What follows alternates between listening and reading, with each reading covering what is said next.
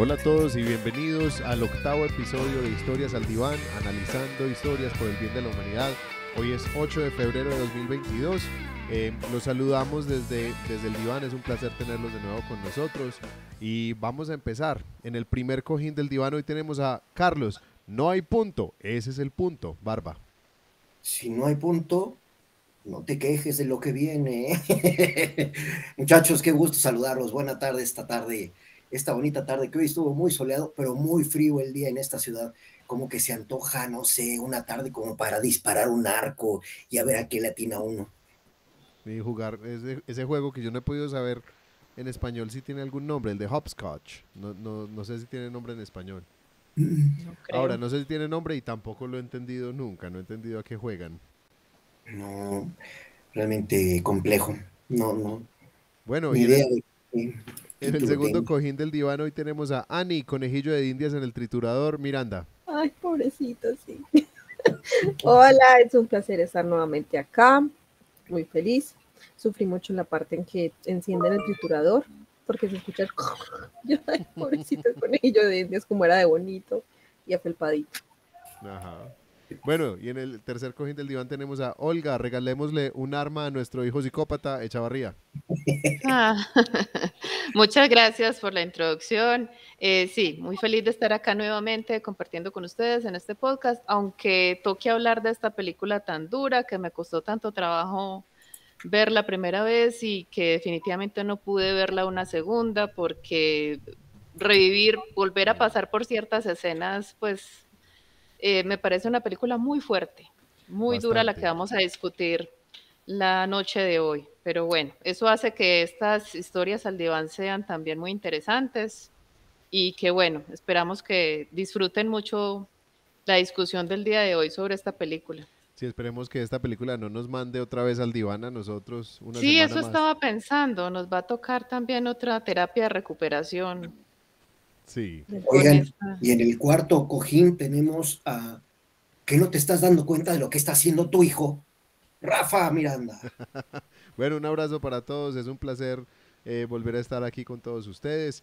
Vamos a discutir una película, así como ya lo dijo Olga, creo que estamos de acuerdo completamente, es una película muy dura, una película muy bien actuada, fue la primera vez que yo noté a este actor Ezra Miller y me parece increíble que un actor sea capaz de robarle escena, robarle cámara a una actriz como Tilda Swinton.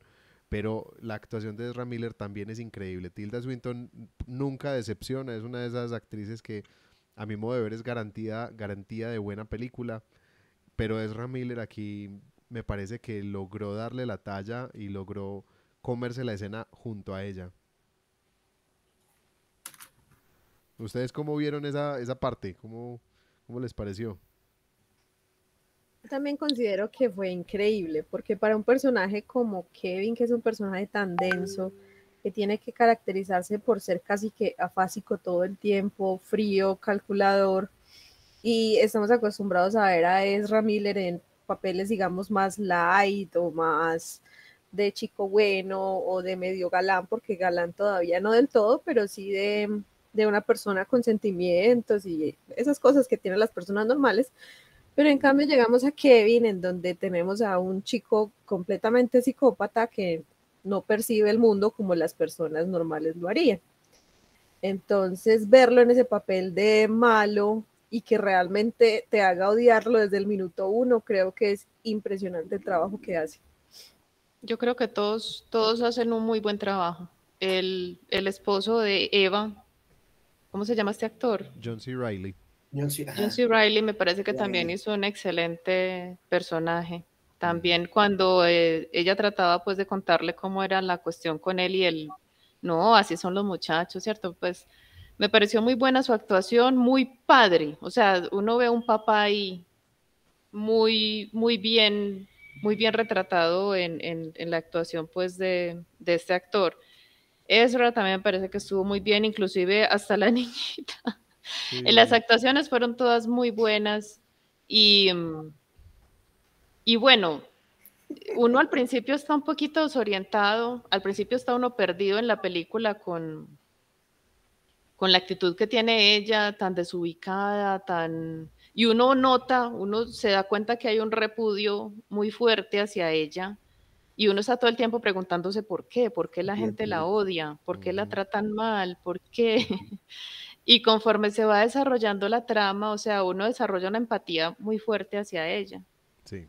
Es una historia muy dura, realmente es un gran libreto, pues, gran trabajo, pues, el que realizó también quien tuvo la idea. Tengo entendido que era un libro, Sí. es como una adaptación. Pero es un libro de alguien que yo creo que vio una experiencia similar y que de ahí salió justamente esta idea. Antes de Lionel Shriver. Exactamente. Shriver. Seguramente. Yo quería comentar que la actuación de Ezra, digo, a mí me pareció fenomenal en todos sentidos, porque realmente lo hacen parecer un niñito de 15 años, ¿verdad?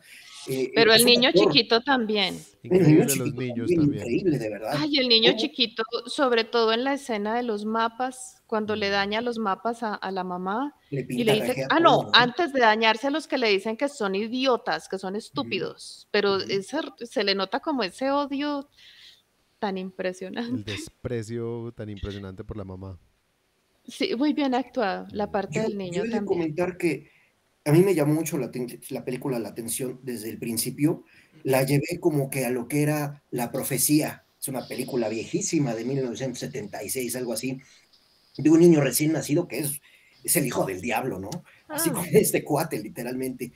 Esa película fue hecha por un niñito, por supuesto, ¿verdad? Y me cae que estaba excelentemente bien caracterizado. Bueno, en este caso, los actores que representan al niño dañado, de verdad, una actuación fascinante, pero sobre todo la caracterización, lo que es la producción de la película respecto a cómo caracterizaron, y me refiero específicamente a Ezra Miller, que, insisto, lo plantean como un niñito, pero es un actor de 29 años, de 30 años de edad, entonces capta perfectamente lo que está haciendo, entiende perfectamente el personaje y de verdad la caracterización que le hicieron, no solo a Ezra, a todos, hasta a la mamá, ¿verdad? Pobrecita de la mamá, de verdad, mis compadecencias para esta chava. Pero de verdad, qué superproducción de cómo estuvo caracterizado cada uno de los personajes de la historia. A mí de verdad me dejó fascinado, me retrajo totalmente esa película de La Profecía, y de verdad yo quedé, pues ahora sí que asustado de todo lo que estábamos viendo, ¿no? Una situación, una vivencia horrible, de verdad, algo, decía Annie, normal. Híjole, ¿qué es normal y qué es anormal? Bueno, nos queda claro en este momento qué es anormal, ¿no? O sea, una persona Yo, normal me cae que no haría ese tipo de cosas. Una persona anormal, claramente podremos definirla de muchas formas, pero esta está perfectamente ilustrada. A mí me dejó de verdad boquiabierto toda la producción referente a cómo lo llevaron a la pantalla. lo peor es que estas cosas pasan en la vida real. Sí. Entonces yo pienso que por eso impacta tanto la parte final de la película cuando ya, digamos, le descubren a uno como espectador cuál es la razón por la que la odian a ella y qué fue de ese niño tan rebelde y tan difícil. Y, y se acuerda uno inmediatamente de casos que ha visto en el noticiero. A mí me tocó un caso muy cercano porque era un compañero de la universidad. Y ocurre lo mismo, porque siempre hay como una idea preconcebida de que si una persona comete un acto de estos de locura, fue maltratado, tuvo una vida muy difícil, y la película demuestra, porque en el caso, por ejemplo, que les cuento, también fue así, que no necesariamente. Hay personas que simplemente experimentan placer de dañar a otros y terminan cometiendo pues unos actos pues abominables. Entonces eso es, pues esa es la clase de películas que lo dejan a uno impactado y pensando mucho, ¿cierto? Con mucha reflexión. Sí, total. Y ya también, ahorita en la parte de Freud hablaremos mucho acerca de esa estructura de personalidad tan difícil y tan compleja, y qué sabemos hasta ahora de sus causas, qué sabemos hasta ahora también de tratamientos. Sí, como hay mucha tela para cortar, pero yo pienso que valdría la pena que le contemos a toda la gente que está con nosotros en este momento de qué película estamos hablando, ¿cierto? Estamos hablando de la película de 2011, Tenemos que hablar de Kevin. En inglés se llama We Need to Talk About Kevin. Y es una película... Ah, me quisieron participar. Es una película que trata acerca de una madre, la madre de Kevin, que está teniendo dificultades para amar a su hijo extraño. Le estoy leyendo la sinopsis que nos trae IMDb. A pesar de las cosas que son cada vez más peligrosas, las cosas que él va haciendo y diciendo. Sin embargo, Kevin apenas está empezando, porque su último acto irá mucho más allá de lo que cualquiera se hubiera esperado de él. Esa es la sinopsis que nos regala IMDb. Hace unos cuantos episodios habíamos hablado de que hay películas tan malas que son buenas. Esta película para mí es la segunda película que cae en la clasificación de una película que es tan buena que nunca la quiero volver a ver. Porque logra su cometido de una manera... De acuerdo. Es tan efectiva en su cometido de incomodar, de hacerte sentir mal, incómodo, perturbado, que es una experiencia horrible de principio a fin. Y pienso que ese es el gran éxito de esta película. Sí, yo no logré repetirla, no lo pude hacer. Ya la había visto hace como 2 años. Me acordaba muy bien del argumento porque es inolvidable. Sí. Algunos detallitos se me habían ido. Y ahorita que Ani mencionaba algunas cosas, lo del conejillo y todo eso, yo, ay, claro, voy a refrescar un poquito, pero leyendo la sinopsis así como hizo Rafa, porque volverla a ver, o sea, a mí me golpeó mucho la primera vez que la vi. Sí. Y inclusive me quedé, por esos días inclusive había pasado algo así, porque pues, hagamos el spoiler, Kevin termina pues llevando a cabo una masacre en su escuela. Y algo así había pasado y bueno, mi sobrina vive en Estados Unidos y entonces toda la familia teníamos mucho miedo de que eso pasara tal vez en su escuela y ella nos contaba de todos los controles que se implementaron después de una de esas masacres, de cómo ya pues no era lo mismo entrar a la escuela que antes, los entrenamientos, porque empezaron a entrenar los niños. En caso de que eso ocurriera, ¿qué tenían que hacer? Que se tenían que agachar, meterse detrás del pupitre, en fin, todo lo que tenían que hacer. Entonces sí, como que por eso tal vez todavía fue peor para mí. Claro. Pero sí, tienes toda la razón, Rafa, es una experiencia pues para quienes somos como sensibles, porque hay gente que la ve y se queda, ah, sí, eso es una película. Pero no sé, a uno, para mí fue muy impactante, a mí me dejó hasta temblando un poquito ese final. Y A mí no. sí, Sorprendentemente, yo sobre esperaba lo mismo, porque yo cuando vi Room, a mí me golpeó, pero de una manera terrible, tanto que yo tenía que acelerar la película porque no aguantaba el estrés. esa escena. Entonces, me pareció curioso, porque yo me resistí hasta el último momento a verla, si no fuera porque de casualidad la terminé viendo con Rafa. Si no, no la habría visto hasta hoy, muy seguramente. Pero me sorprendió pregunto, porque... sí. ¿Cómo? Ah, no, No, pero, pues que las que somos mamás, sí, pero esta, yo creo que sorprendentemente, por ser esta no mamás, me afectó. o sea, nosotros sí, que somos sí, papás, perdón, o pero pues sea, vivimos lo mismo, ¿eh? yo me pongo a pensar, ¿cómo fuera que mi hijo matara a mi esposo y al hermanito? Ah, claro. Ajá. O sea, es Yo una me desgracia puse a total. pensar, Pierde uno su esposo, pierde el otro hijo y el hijo está en la cárcel, Sí. el que queda vivo. Es una O sea, es como, tragedia completica, redondita la tragedia. sí, entonces me identifiqué mucho con esta actriz, con el dolor pues que ella sentía, con lo desubicada que estaba, lo perdida que se veía. Y yo pienso que cualquier persona pues pienso que hay una fortaleza muy grande porque estaría en una condición pues tal vez desquiciada, Ujú. Sin duda. pero sí, lo pone a uno a pensar muchas cosas. Y es muy impresionante Pero, como ella empieza a castigarse. ujú. ¿Qué ibas a decir, Carlos? Perdón. No, es que no es solo la mamá, es todas las personas que lo viven alrededor. Yo me imagino como compañeros de la escuela, digo, de alguna manera dices, bueno, pues es que este cuate está medio raro, ¿no? Actúa de una forma, anormal, pero realmente no te imaginas todo lo que hay detrás.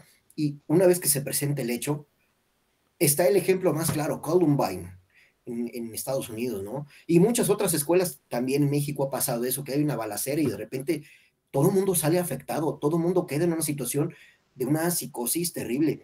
Para mí sí fue muy impactante, no porque la película lo sea, sino por lo que lleva el mensaje, por lo que estamos viviendo en la vida.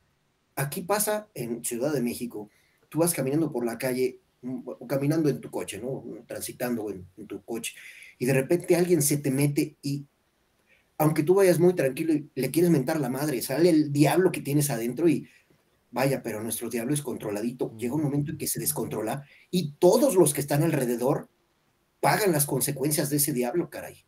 Es bien difícil. A mí sí me dejó bien impactado. Decía Olga, es que nosotros que somos mamás, pues es que nosotros que somos papás, también la vemos y la vemos bien gacha, ¿no? Y detectar una situación así, me cae que no es fácil. Me cae que no es tan nada sencillo.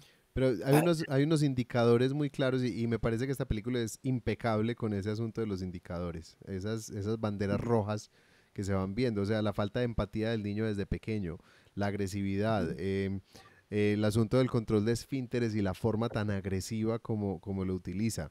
Em, Cuando Obviamente no ya la llora. crueldad con los animales, la ausencia de llanto, la ausencia de empatía, el afecto plano, todos estos indicadores que los llevan a uno a pensar que, bueno, aquí está pasando algo. Y cuando un niño está mostrando estos comportamientos, digamos que volvemos como a algo que decíamos la vez pasada, nos cuesta mucho a veces utilizar ciertas palabras cuando estamos hablando de niños o cuando estamos hablando de ciertos contextos. Hay toda una discusión en la psiquiatría de si podemos decir que un niño es psicópata, ¿cierto? Pero porque entonces prefieren utilizar otro nombre cuando es niño. Entonces hablan del trastorno antisocial de la personalidad. Y ese trastorno antisocial puede llegar a una descripción de psicopatía una vez que el niño cumple 18 años. Pero entonces la barrera sencillamente es nuestra sensibilidad a llamar a un niño psicópata. Porque el niño empieza a cometer actos ya, puede llegar a cometer actos bastante graves desde muy temprana edad. Potencialmente graves. Sí, hay niños que desde los 7 8 años ya están haciéndole daño a otros de manera muy grave. Me tocó ver uno que cogió un lápiz y se lo enterró al otro, aquí justo en la órbita del ojo, le estaba apuntando al ojo obviamente, no le pegó, y ese niño tenía 5 años. Y no era el primer acto, ya había habido otros. Entonces hay sí un montón de banderas rojas, pero ese concepto ahorita que nombraste que me encanta, porque en la psicología eso se discute todo el tiempo, el concepto de qué es lo normal y qué es lo anormal. Entonces ahorita cuando lleguemos a esa sección de Freud me parece muy importante que toquemos ese asunto de qué es lo normal y qué es lo anormal y cómo lo definimos. Pero entonces, para empezar hoy con esta discusión, yo quisiera que empecemos con la sección de narrativas y lenguajes. Bueno, qué bien, porque aquí estoy sufriendo por el ruido de mis perros. Sí, yo recuerdo la atmósfera como tan enrarecida que se siente desde que la película arranca y señales muy, muy claras y muy fuertes como la pintura en la fachada de la casa. Entonces pienso que es como una pintura pues de brochazos gruesos, o sea, la manera de esta persona narrar, no sé si el libro está escrito de esa forma, pero hay una manera de narrar de algunos escritores muy dura. O sea, uno empieza a leer y se encuentra unas imágenes fuertísimas y se encuentra una escritura dura, directa, sin adornos y lo lleva a uno a la acción muy rápido y de una manera muy descarnada. Y me parece que esa es la narrativa que se maneja en esta película, que no le doran a uno la píldora en absoluto, le muestran a uno una realidad muy fuerte y de una manera muy cruda. Y hay situaciones de mucha crueldad, no solamente de parte del niño hacia la mamá, hay una crueldad también como en la actitud evasiva del papá, que no quiere encarar el problema que tiene en la casa. Y una actitud muy fuerte de los vecinos y las personas pues que saben la situación que ella vivió y hasta una crueldad, un deleite en hacerla sufrir. Esa escena en la que un compañero de trabajo parece que la está enamorando y después la maltrata pues de una manera terrible. Es un acto de crueldad pues impresionante. O sea, no hay una sola persona que muestre algún tipo de empatía hacia ella o todos quieren castigarla a ella por lo que hizo el hijo. Ella está como pagando doble su propia culpa porque seguramente, como todos nosotros lo pensamos, ella como madre seguramente también lo pensó, pude haber evitado esto, debía haber sospechado, o sea, yo sabía que él no era normal y esa afición, y era lo único por lo que mostró verdadero entusiasmo, la cuestión del tiro al blanco. Entonces yo pienso que la manera de narrar esta película, cómo está narrada desde lo visual, ahorita pues Rafa es más autoridad que yo en esto, pero la música, los diálogos, las escenas, o sea, me parece que la manera como está contada es una manera muy dura, muy cruda. No le dora, hay películas donde le permiten a uno como elaborar una posible duda, por ejemplo, un momento de ternura con el muchachito, un gesto de bondad por allá, pero en esta película cero, o sea, cero concesiones para uno como espectador y le muestran a uno una realidad como, mejor dicho, mire a ver cómo va a lidiar con esto, ¿cierto? Yo como director no se la voy a poner fácil. Entonces, pues me gustó mucho eso, me parece muy efectivo y yo sé que hay escritores que son capaces de narrar así desde el cine, porque el cine es otro lenguaje que también emplea muchos elementos, muchos recursos narrativos. Me parece que estuvo excelentemente narrada, pero de una manera cruda, descarnada, con unas imágenes muy fuertes y cero concesiones, cero consideración hacia nosotros como público. Porque a veces uno está contando algo y Rafa que escribe pues cosas así de crímenes, uno a veces está narrando una escena que es fuerte y dice, uy, no, ¿yo qué voy a decir esto así? Pues esto va a herir la sensibilidad del que me lea. Uy, total. No, voy a poner que aquí, cierto, que se metieron en un callejón y ya después sale el otro ensangrentado y se acabó, ¿cierto? Pero el director de esta película dijo, no, llevemos al espectador hasta allá y que observe todo lo que está pasando y entonces sí, uno a veces, uno mismo está cuidando de los sentimientos del espectador. En este caso no, en este caso no se nos concedió ese Sí. privilegio. Sí, la directora Lynn Ramsey, Una directora. sí, ella, de hecho, mirando un poquito de su filmografía, no es una filmografía muy larga, pero las películas sí tienen esos componentes de violencia y de crimen bastante fuertes. Digamos que otra película que ya lanzó unos 6 años después, que se llama Nunca estuviste aquí en realidad, es acerca de un veterano de la guerra traumatizado que no le tiene miedo a la violencia y empieza a buscar, o sea, se encarga ya como de empezar a buscar niñas perdidas, toma eso como su trabajo. Y bueno, entonces termina todo saliéndosele de control. Esa es protagonizada por Joaquín Phoenix, una película, no la he visto, pero se ve muy interesante. Entonces esta directora, Lynn Ramsey, eh, digamos que tiene como esa línea de una violencia bastante descarnada en su propuesta visual y en su propuesta pues como de dirección. En esta película, o sea, esta película es la más famosa de ella. Esta película tenemos que hablar sobre Kevin. Y es una película que se siente muy como cine independiente, para nada se siente pues como una típica película de Hollywood. Hay muchos otros elementos aquí. Ella también fue una de las guionistas, de las que participó en la adaptación del libro para la película. Yo con esto, a ver, y la foto que está en este momento aquí, que tenemos detrás, que es ella con todas esas latas de sopa de Tomate. tomate.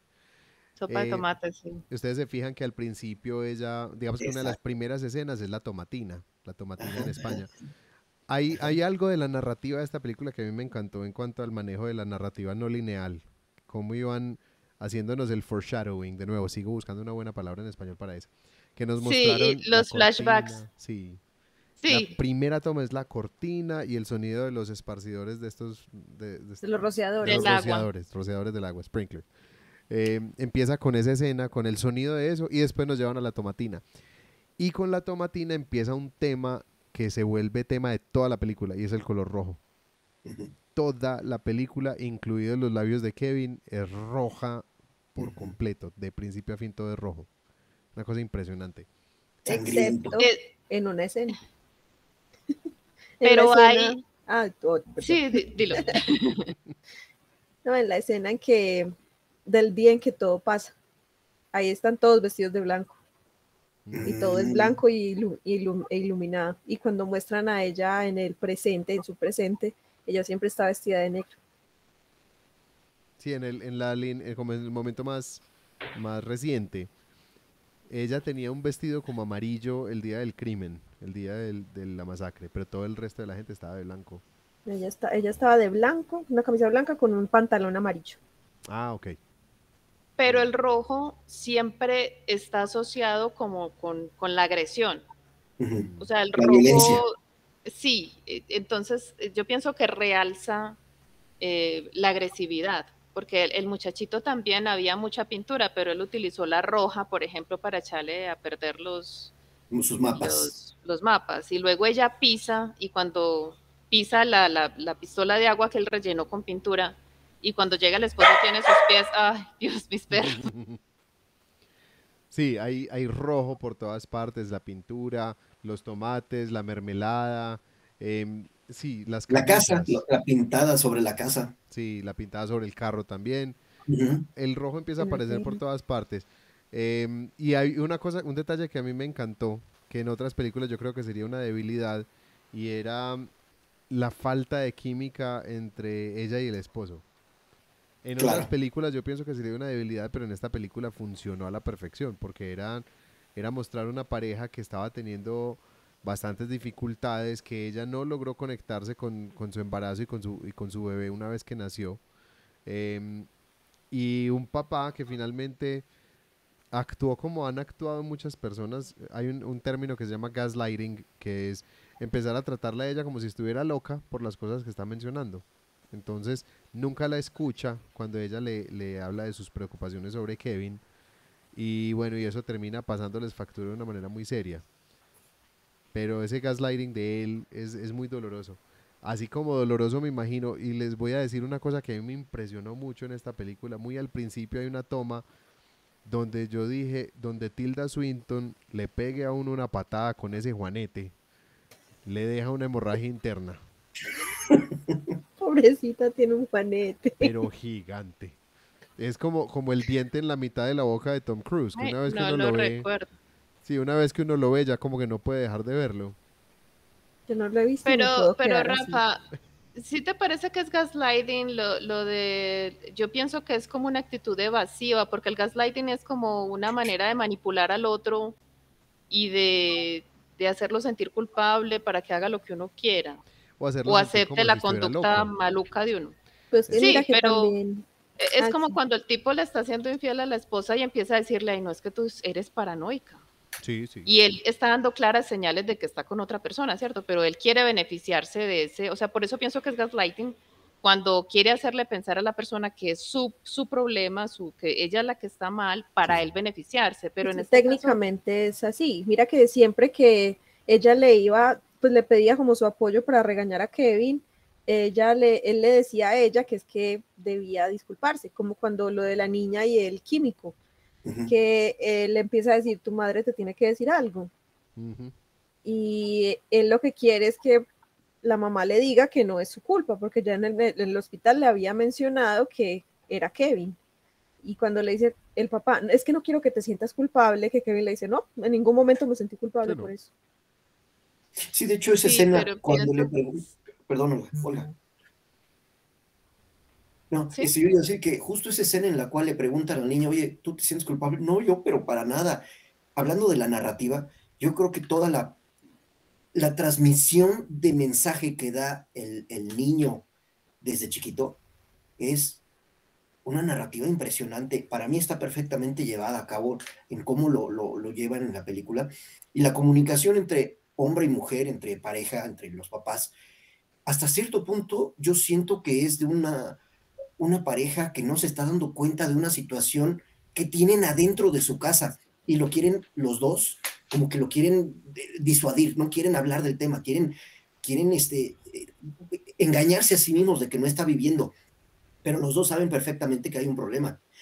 Uno lo maneja de una forma, digamos, la mamá ahora sí que toma al toro por los cuernos, y el papá de alguna forma dice, no, no, no, es que tenemos que buscar alternativas, y a la vez dice, no, espérate, no, no podemos estar viviendo esto. Mm. Yo creo que es una situación en la cual la incompatibilidad de dos personas se hace notar. No sé si sea esta situación de gaslighting, no creo que sea un engaño, no creo que se trate de tratar de recriminarle a la mamá, sino más bien la situación de que no saben cómo lidiar con ello entre los dos. Mm. Y creo que va más por ahí la situación. A mí me encanta que el nombre de la película sea precisamente lo que nunca hicieron. O sea, tenemos que hablar sobre Kevin y nunca lo hicieron. Sí, correcto. Una cosa sobre la narrativa de esta película que yo quería, que ahorita Olga de alguna manera mencionó y digamos que me tiraste la pelota a mí porque por como el conocimiento musical, y sí me llamó mucho la atención. O sea, la música de esta película me pareció horrible toda, Sí, pero me parece que es intencional. Es una música discordante, trajeron estresante. sí, cantantes de country desafinados, las escenas se vuelven incómodas, la música hace que sea muy incómoda toda la experiencia. Hay una canción que yo sé que la he escuchado en otra película, la escuché aquí, no sé cómo se llama y no quisiera saber, que es una que empieza, que tiene un hey, hey, hey, hey, hey. Yo odio esa canción, la he escuchado ya en otra película y recuerdo mucho lo que la odié en la otra película, no recuerdo cuál era la otra película, pero sé que esa canción la odié y aquí volvió a sonar y otra vez la odié. Entonces, la música aquí me parece que ayuda mucho a generar mayor incomodidad y Sí. el uso del silencio también, la ausencia de música, aquí también sirve para generar incomodidad. Em, bueno, y con respecto, había una nota al pie. La actriz que hace la jefa de ella, de Eva, Ujú. em, que era la misma actriz de Men in Black, una actriz, la Mm, que era la esposa del muchacho que termina siendo secuestrado por la cucaracha, que yo tengo una teoría, ella vino a dar a este trabajo después de que la neuralizaron en Men in Black y le dijeron que ella luchara por su vida y se construyera algo, se consiguiera un vestido bonito y ella terminó trabajando aquí, terminó siendo la jefa. Yo creo que esa es la teoría que yo, esos universos se cruzaron aquí. Dejó la granja para irse a los Sí, suburbios. aquí hay mucho foreshadowing, mucho, mucho. O sea, por todas partes nos están mostrando el indicio para generarnos toda esa intriga de qué fue lo que hizo Kevin. ujú. Y eso me encantó como de la narrativa de esta película. Y también, o sea, lo que les decía ahorita, bueno, más allá de la broma sobre el Juanete de Tilda Swinton, yo creo que yo podría ver a Tilda Swinton leer el directorio telefónico y estaría de todos modos encantado viéndola, porque es una actriz increíble. La presencia de ella en cámara, la fuerza de todos sus personajes es espectacular. Entonces sí, yo creo que podría verla, no sé, cortarse las uñas y estaría feliz. Comerse, ¿qué es lo que se come? Los mangostinos. Ah, sí, como un liche, Es un liche, se lo come ahí como y se lo muestra como ojo. como si fuera un ojo, como si fuera el ojo de la hermanita. Sí, Bueno, entonces los invito a que sigamos con la construcción de mundo con Ani Miranda. ok. Ya hemos hablado un poco de la parte de la, porque en este caso la narrativa y la construcción están muy de la mano, porque obviamente pues la narrativa al fin y al cabo es la manifestación de lo que se construye en primer lugar. Pero para mí hay un aspecto importante a resaltar y es que nosotros acá en Colombia tenemos un dicho que es pueblo chiquito, infierno grande. Porque yo no sé en otras partes, pero al menos aquí, en un pueblo pequeño, todo el mundo está enterado de lo que todo el mundo hace, y si alguien hace, todo el mundo se entera, y si no lo vio es porque se lo contaron. Entonces, eso es algo particular, algo que rescataron de los suburbios en Estados Unidos, porque allá, claro, son personas de un poco más de dinero, las casas son más grandes, bueno, y tienen más comodidades que muchas personas en la ciudad. Pero sobre todo eso, la construcción social que hicieron sobre ese pequeño infierno. Ella nunca tuvo la culpa de nada, y es más, yo hasta el final de la película me pregunté, pero ¿por qué le hacen eso si ella no es la culpable, si ella solo fue la peor víctima de él?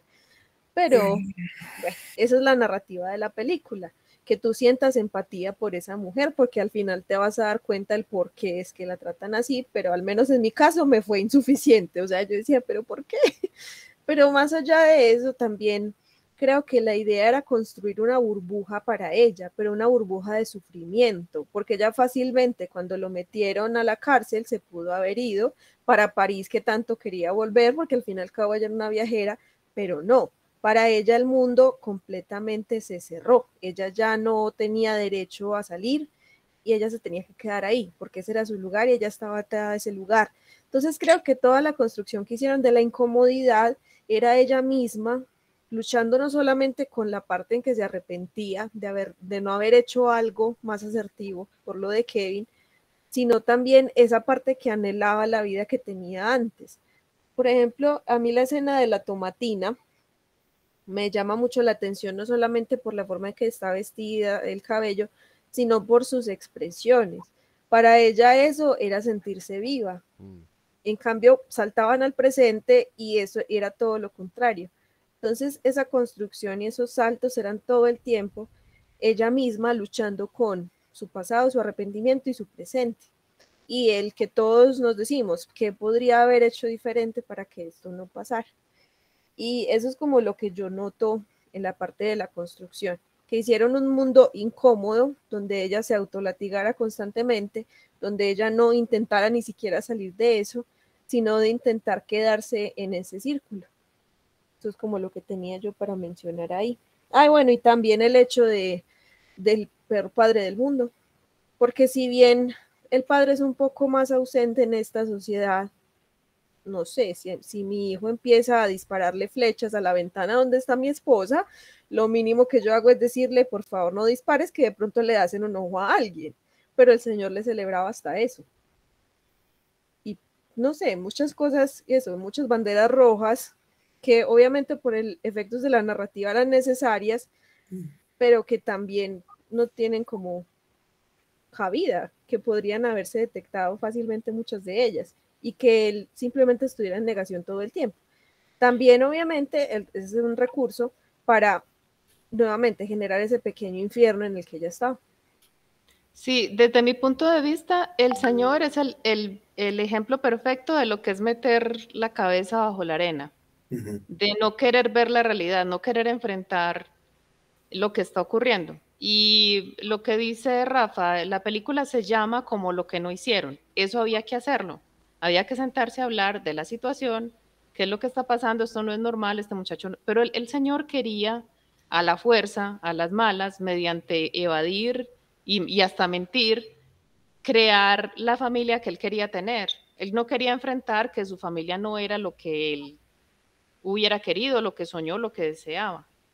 Desde el principio, cuando ella queda embarazada, se nota que él está muy feliz, o sea, él tiene seguramente en su mente un modelo de familia maravillosa que él va a tener y como que no puede aceptar que eso no se esté realizando, que las expectativas que él tenía no se estén cumpliendo. Entonces, yo no lo veo tanto por el gaslighting, sino como por la evasión, no querer enfrentar la realidad. Así toque hacer quedar mal a la esposa, ponerla en peligro, pero como sea, esta familia tiene que ser como a mí me gustaría que fuera y no como es. Es muy duro eso. Uno estar en una situación, en la situación en la que está ella. Muy duro. Sí, horrible. O sea, aquí yo, todo solo.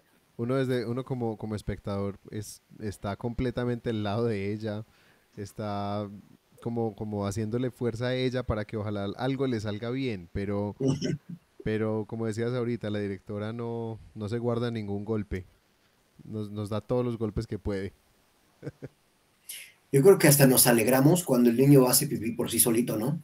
Cuando están los dos discutiendo, oye, es que el tema de los pañuelos, ya escuchaste, está haciendo pipí él solito, o sea, ya en ese momento hasta nosotros mismos nos alegramos de la situación. Ay, a mí no me hay alegró. algo que me gustó mucho de la construcción del mundo. No sé si se dieron cuenta que viven en una casa padrísima.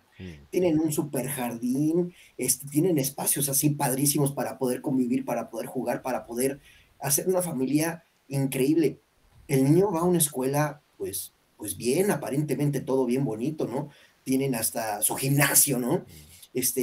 Tienen realmente una vida, pues diría yo que muy acomodada, francamente muy bien. Eso, a la hora de hablar de la construcción del mundo que estamos tratando ahora, me parece crucial en el concepto de la película, que quiere decir que le puede pasar a cualquiera. Dicen aquí en México, le pasa hasta las mejores familias, ¿no? Realmente no hay una condición que digas, es por esto por lo que pasó esta situación. Realmente no hay algo que podamos determinar. Y en ese sentido, la construcción del mundo eso está pasando en una familia bien, en una familia que lo tiene todo, que tiene la vida cómoda que podríamos llamar. Entonces, francamente, me gustó ese matiz que le dieron en la película de cómo tienen una vida tan fabulosa y aún así pasan este tipo de cosas. Eso de acostumbrarnos a una vida en la que todo es perfecto y todo sale bonito, pues sorpresa, aquí nos demuestran que no pasa así, ¿no? Es un parteaguas, de repente así nadie se da cuenta y chispas, todo. ¿Qué pasó? ¿En dónde estuvo el error? Si las cosas estaban bien, era un niño bien, en una familia bien, no venía de una familia disfuncional, no venía de una familia reconstruida, no venía de una situación, es más, tenían una casa de verdad a todo dar. ¿Qué pasó?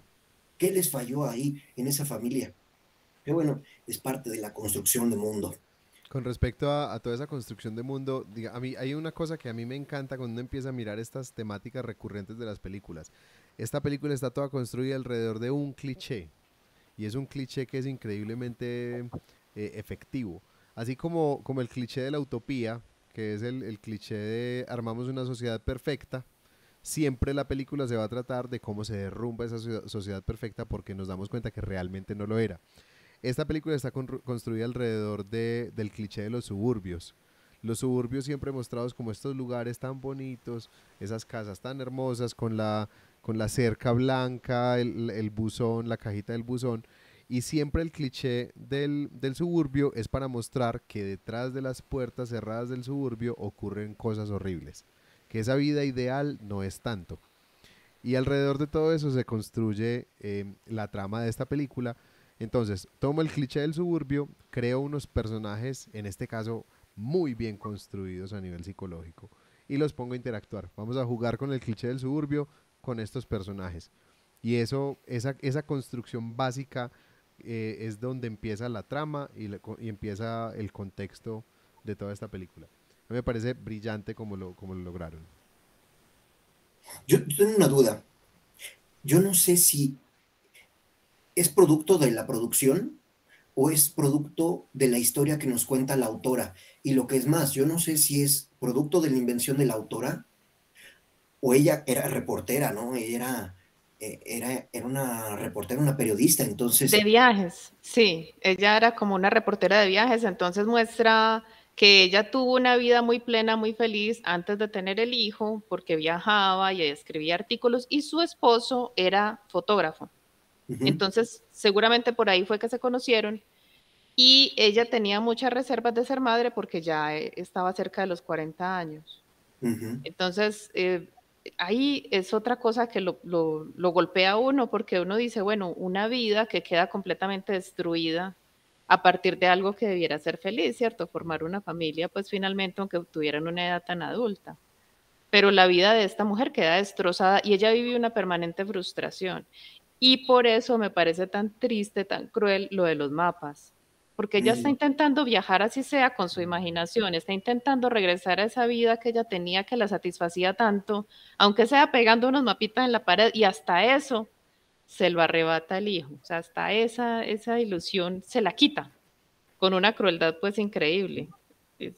Es que Es era muy su triste. mundo, ella también tenía derecho, todo el mundo tiene su derecho a tener su propio espacio, ¿no? Y ese pequeño cuartito con sus mapitas, ese era su mundo y era perfectamente válido que ella lo tuviera, ¿no? Es muy injusto lo que hace el niño de quitarle y mancharle sus mapas y rayárselos, pero bueno, también habla de que cada quien tiene su propio mundo. Y el mundo en el que vivía el chavito, híjole, está terrible y es la realidad de mucha gente. Bueno, ¿qué les parece si pasamos entonces a las lecciones de vida con Carlos Barba? Mira que pones una escena de fondo, compleja, en la cual aparentemente hay un diálogo, ¿no? Donde podemos realmente platicar la madre con el hijo. Yo quería iniciar con una pregunta crucial que es, ¿a quién podemos culpar de todo lo que pasa? Realmente es un tema complejo en el sentido de que si alguien se te mete en la calle, te le quieres mentar la madre. Si algo está mal con el gobierno, a fuerza siempre quieres buscar y encontrar un culpable. Si algo sale mal en la escuela, a fuerza quieres encontrar un culpable. Y lo peor del caso es que la sociedad sataniza a alguien. Fue ella, fue la mamá del niño.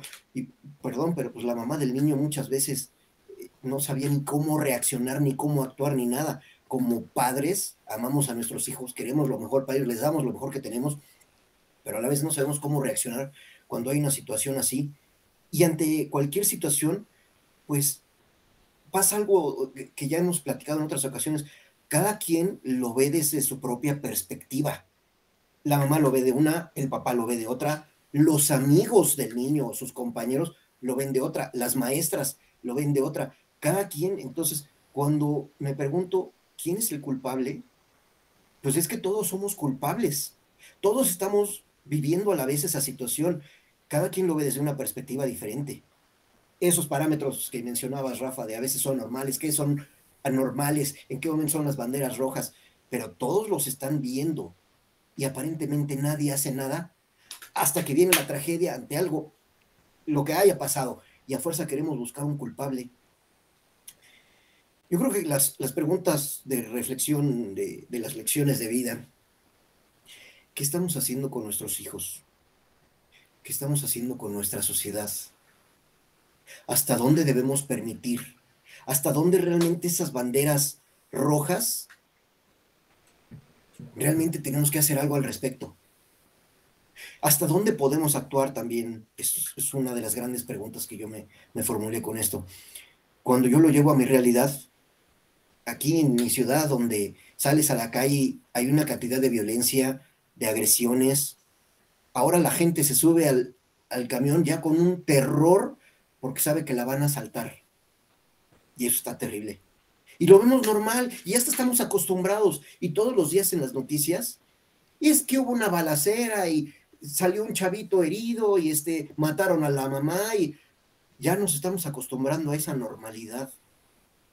Perdón, pero no podemos acostumbrarnos ante eso. No podemos de alguna manera quedarnos callados ante lo que estamos viendo, ante lo que estamos viviendo, sufriendo, experimentando y no hacer nada al respecto. Pero lo peor es después. ¿Por qué queremos culpar a alguien si nosotros mismos no hemos actuado al respecto? Yo debo confesar que estoy muy contento de lo que ha pasado con mi hijo. Hago un pequeño espacio para platicar un segundo al respecto.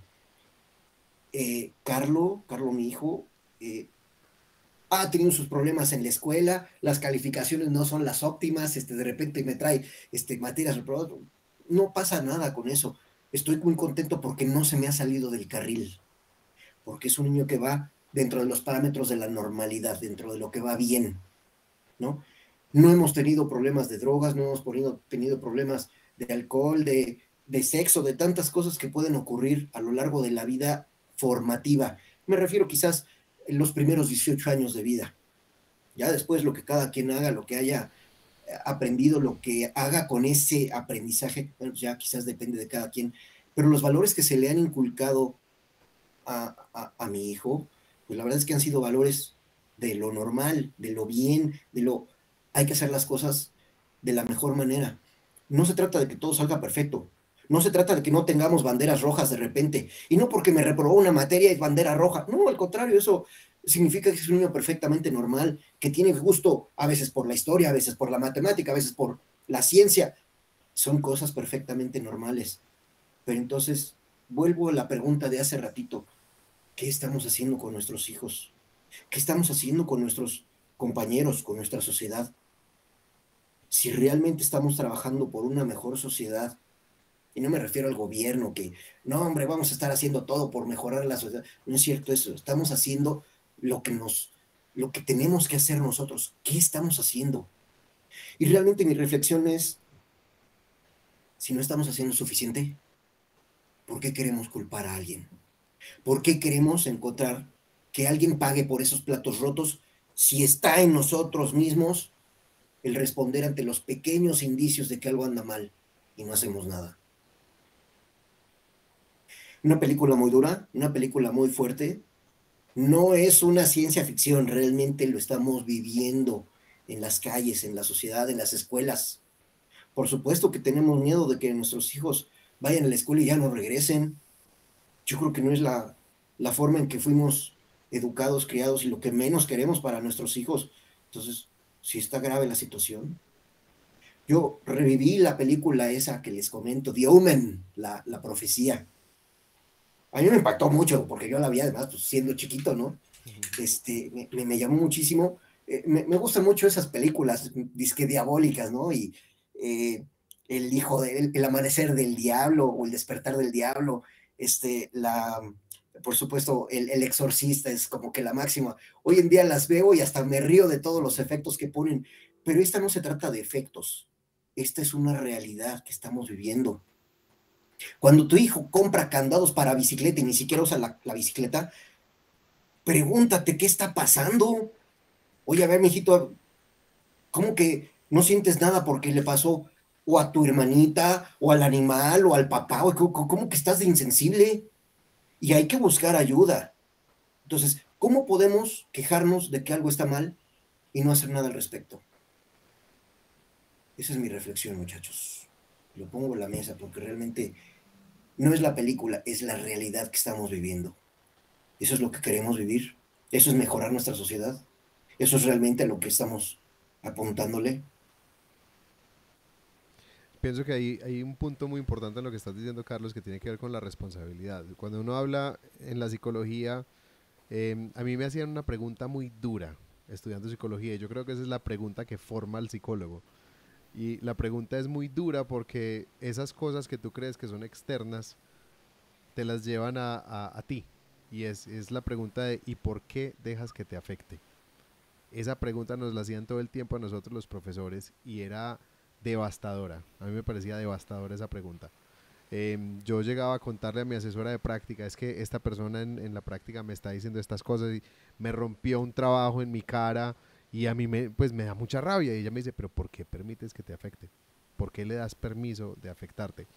No es un discurso de la sumisión, es un discurso de alguna manera empoderarse a sí mismo y darse a sí mismo la posibilidad de, de, de decidir cómo reaccionar ante un montón de cosas, de tomar una decisión consciente y tranquila.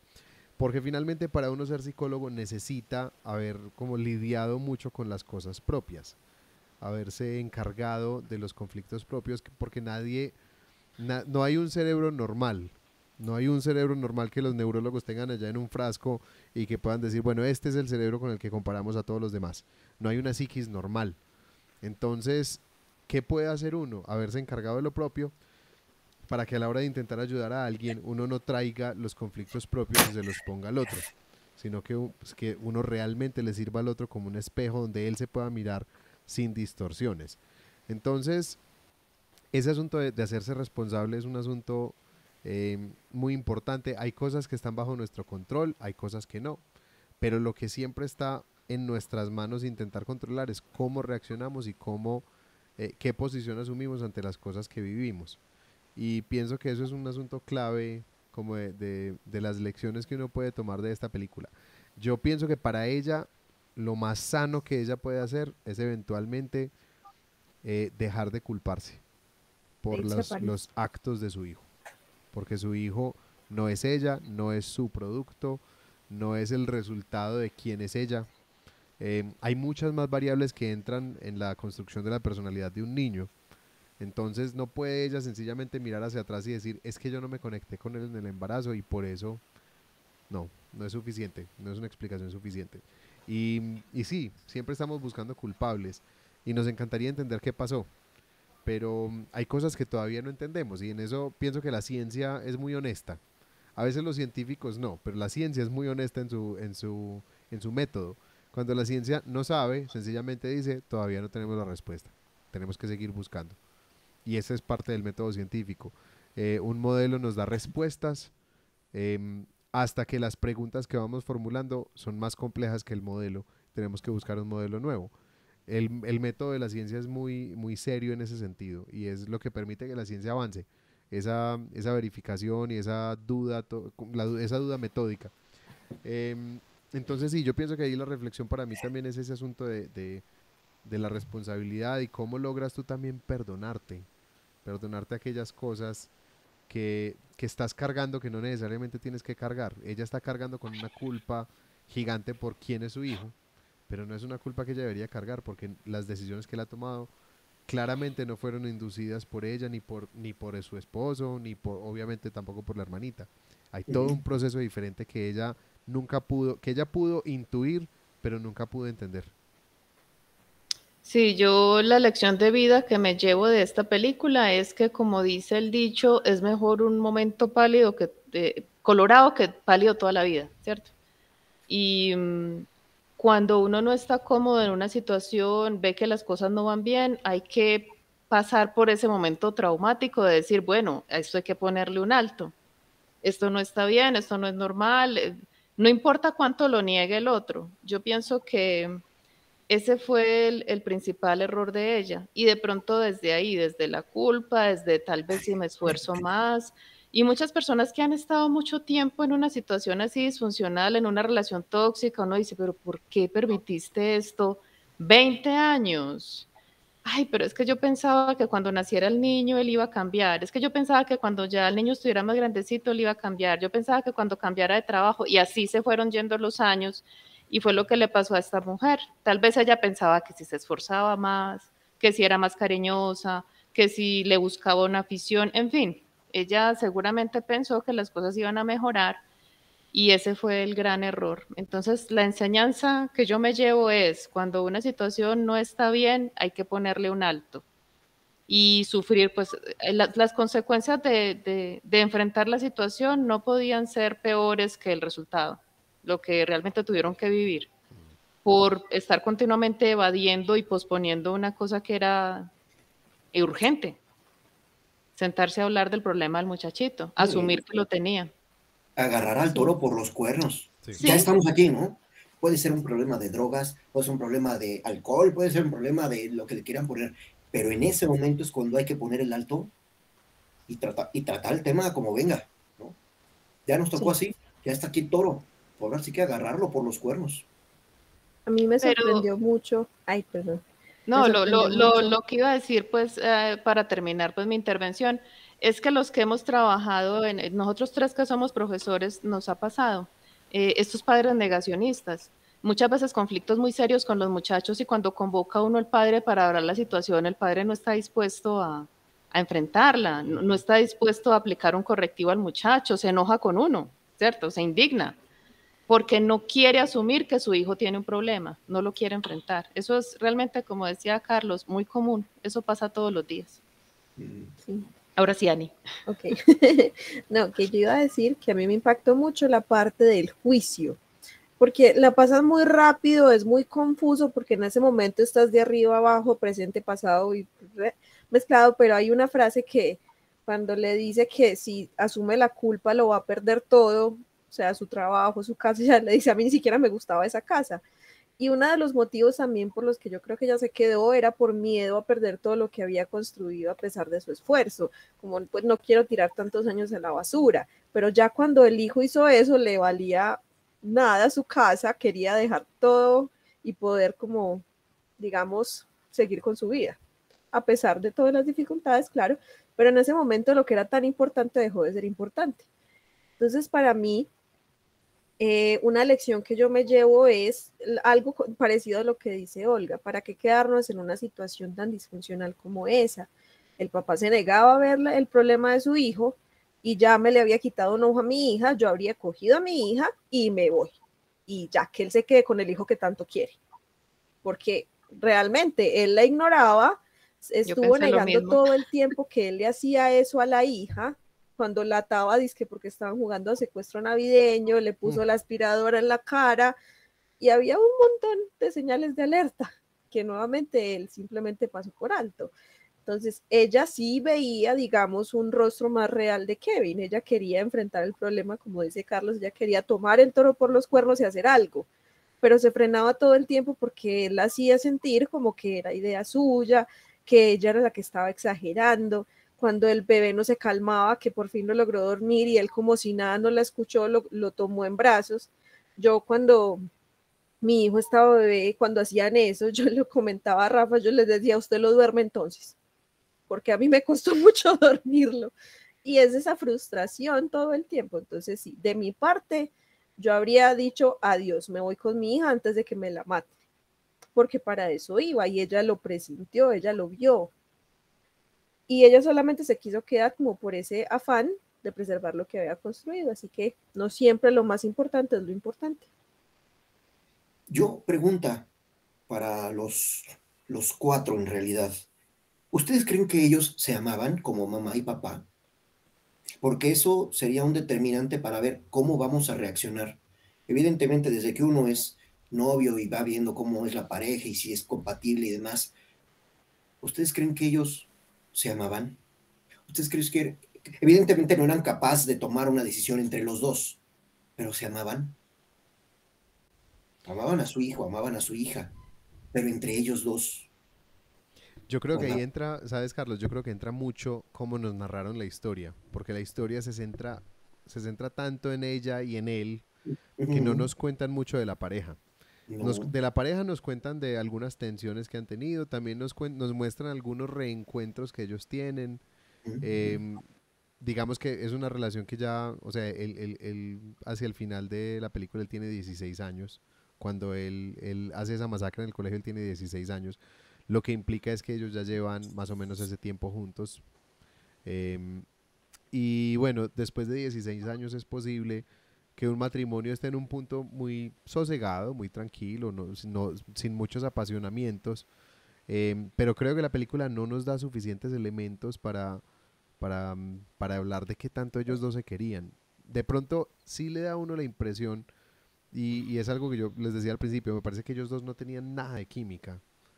Y me parece que funciona para la película, pero que como pareja me parecía difícil esa relación. Es como en una película hicieron una pareja, era en Wonder, ahí estuvimos hablando de eso cuando hablamos de Room. La pareja, los papás del niño en Wonder son Owen Wilson y Julia Roberts. Es una pareja que a mí, digamos que como concepto no me funciona. Esos dos actores que uno los ha visto en carreras tan exageradamente distintas, pero en esa película arman una química interesante. Estos son dos actores, Tilda Swinton y John C. Reilly, que también han tenido unas carreras completamente distintas. O sea, Tilda Swinton es de esas actrices que se ha caracterizado por también tener un aspecto más andrógino, por hacer personajes como en la película de Constantine, ella hizo del ángel Gabriel, entonces aprovechaban esa característica andrógina de ella, hizo ese papel que pienso que es para mí lo que se salva en las películas de Narnia, el papel de la bruja, porque para mí las películas de Narnia de alguna manera representan mucho lo que fueron los libros, que son unos libros eh, digamos, unos libros de fantasía con mucho potencial, pero poco desarrollados. Pero el personaje de la bruja, ella lo hizo muy bien. Entonces tienes dos actores que son muy diferentes, con unas ujú. presencias escénicas muy distintas. A John C. Reilly lo traen mucho como el adulto en crisis de mitad de la vida, medio perdedor. Es muy el papel. En Chicago él tenía ese mismo papel, el esposo al que le ponen los cuernos. Entonces, yo creo que traerlos a ellos dos a la escena es para eso, para mostrarla a ella como un personaje, digamos, muy inteligente, muy capaz de ver algo que él no está viendo porque él es muy simple. Ujú. Creo que esa es lo que alcanzamos a intuir de la relación de ellos dos. Si se amaban, a mí me parece que lo que él le hace a ella toda la película es muy doloroso. Es tratarla como si todo se lo estuviera inventando ella. Todo es locura tuya. No, nuestro hijo está bien. Al principio de la relación sí se ven, pues muestran las escenas de París, sí se ven Mm, como enamorados. Cuando hasta el embarazo, pues yo pienso que la cosa se empieza a resquebrajar es ya cuando ocurren esos incidentes como que ella tarda en dormir el niño y él no le colabora, o sea, porque él hace cosas que no son amorosas. mm, Él hace cosas dentro de la relación que indican que ella no es tan importante, sus hijos son más importantes, están primero que ella, no importa si la matan. Ujú. Lo importante es que ellos son buenos niños, porque él quiere que sean buenos niños. Entonces, él hace cosas que no son de un hombre enamorado. Lo que decía Ani, si yo como hombre a mi esposa, pues aunque sea mi propio hijo, le está poniendo en riesgo su vida o su integridad, pues lo mínimo es decirle, mi hijo, vea, ponga cuidado. Pues cierto, lo mínimo. Entonces, sí, yo pienso que parte del infierno que ella vive, porque ella se nota, se ve muy infeliz. durante toda la película, muy, muy infeliz en esa relación, muy infeliz en ese papel de madre, sintiendo que es un sacrificio muy grande, frustrada en su profesión, en sus deseos, sus cosas personales. Como mamá. Y sí, como madre frustrada también, porque tal vez ella siente que no es suficientemente buena y por eso los niños pues no son como deberían ser. Yo pienso que ella se culpa de que la situación no, y por eso le funciona a él, digamos, su manipulación. Pero no, él hace cosas que no son amorosas, no son de un hombre No. enamorado, no son de un hombre que valore a una mujer y que le importe. Parece a ratos que ni siquiera le importa a ella. Mm. La quiere a ella ahí en un rol. Él necesita una mamá para los hijos y necesita que esa mamá, ¿cierto?, tolere, soporte, aguante, entonces ahí la tiene, ¿cierto? Es muy cosificación de la esposa. Sí, no, pues tu pregunta es muy válida y pienso que no. De parte de él, amor por lo menos no. En un principio tal vez, en las escenas de París. Y tal vez por eso para ella París es como, ay, donde fui feliz, ¿cierto? Y eso ya se acabó. Entonces, ¿cómo puedes enfrentar la vida si no eres feliz con tu pareja, no? ¿Cómo Sí, puedes es enfrentar un que reto de este calibre si no hay esa confianza, esa comunicación, ese acercamiento o ese amor para enfrentar el toro por los cuernos entre los dos? Sí, sobre todo si están intentando hacerlo entre los dos, porque si ellos se hubieran divorciado mucho tiempo atrás, ella ya lo Ujú, estaría enfrentando sola, ujú, ¿cierto? Y él ujú, también solo por su lado, que en este ujú. caso yo ujú. creo que hubiera sido lo más lógico que él de alguna manera lo Sí. insinúa, que él se fuera con Kevin, ¿cierto? Ujú. Y yo creo que en ese sentido ellos solos lo hubieran enfrentado de una forma muy distinta. Porque a él le gustaba era atormentarla a ella. Mm. Él Es que sabía la lucha que ella tenía interior y él disfrutaba de verla sufrir y sí, Y ella, disfrutaba del sometimiento emocional en el que ella estaba por parte del esposo. Pero y mira, si ella, ¿por qué no el niño está reacciona? bien. Sí, pues eso es lo que yo digo, esa es la gran enseñanza de vida de esta película. Sí, Ahí llega un momento en que hay que decir, bueno, ¿sabes qué? Pues veo que no me amas, yo no te hasta importo, aquí. ujú, esto no está bien, vamos a dejar las cosas aquí, ¿cierto? Ya que tú consideras que el muchacho está bien, vete con él, edúcalo como tú consideras que yo debería educarlo y yo Sí. me voy con mi niña. Hubiera sido todo muy diferente, pero ella, ¿cierto? a mí esta Yo relación, pienso que, ay, qué pena, Olga. no, tranquilo, No, sigue. que a mí esta relación de alguna manera me acuerda a relaciones que no se rompen sencillamente porque no ha pasado nada lo suficientemente grave. Entonces están juntos como por inercia y Acostumbrados. sí acostumbrados el uno al otro y O llega, acomodados sí, y y no llega un, Pero quieren incomodarse. inconscientemente eso, grave.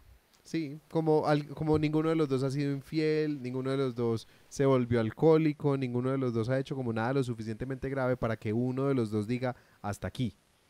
Pero a mí me parece que aquí sí hubo cosas muy graves. Yo O también Sí, creo que sea, sí, sí. sí. No, hubo decía que unas me escenas en las acordaba de que esas yo hubiera relaciones. dicho hasta aquí. Claro. No, pues que Aquí, desde lo hasta primero, aquí llegamos. desde que los Sí, sí. levanta, ya he dicho hasta aquí.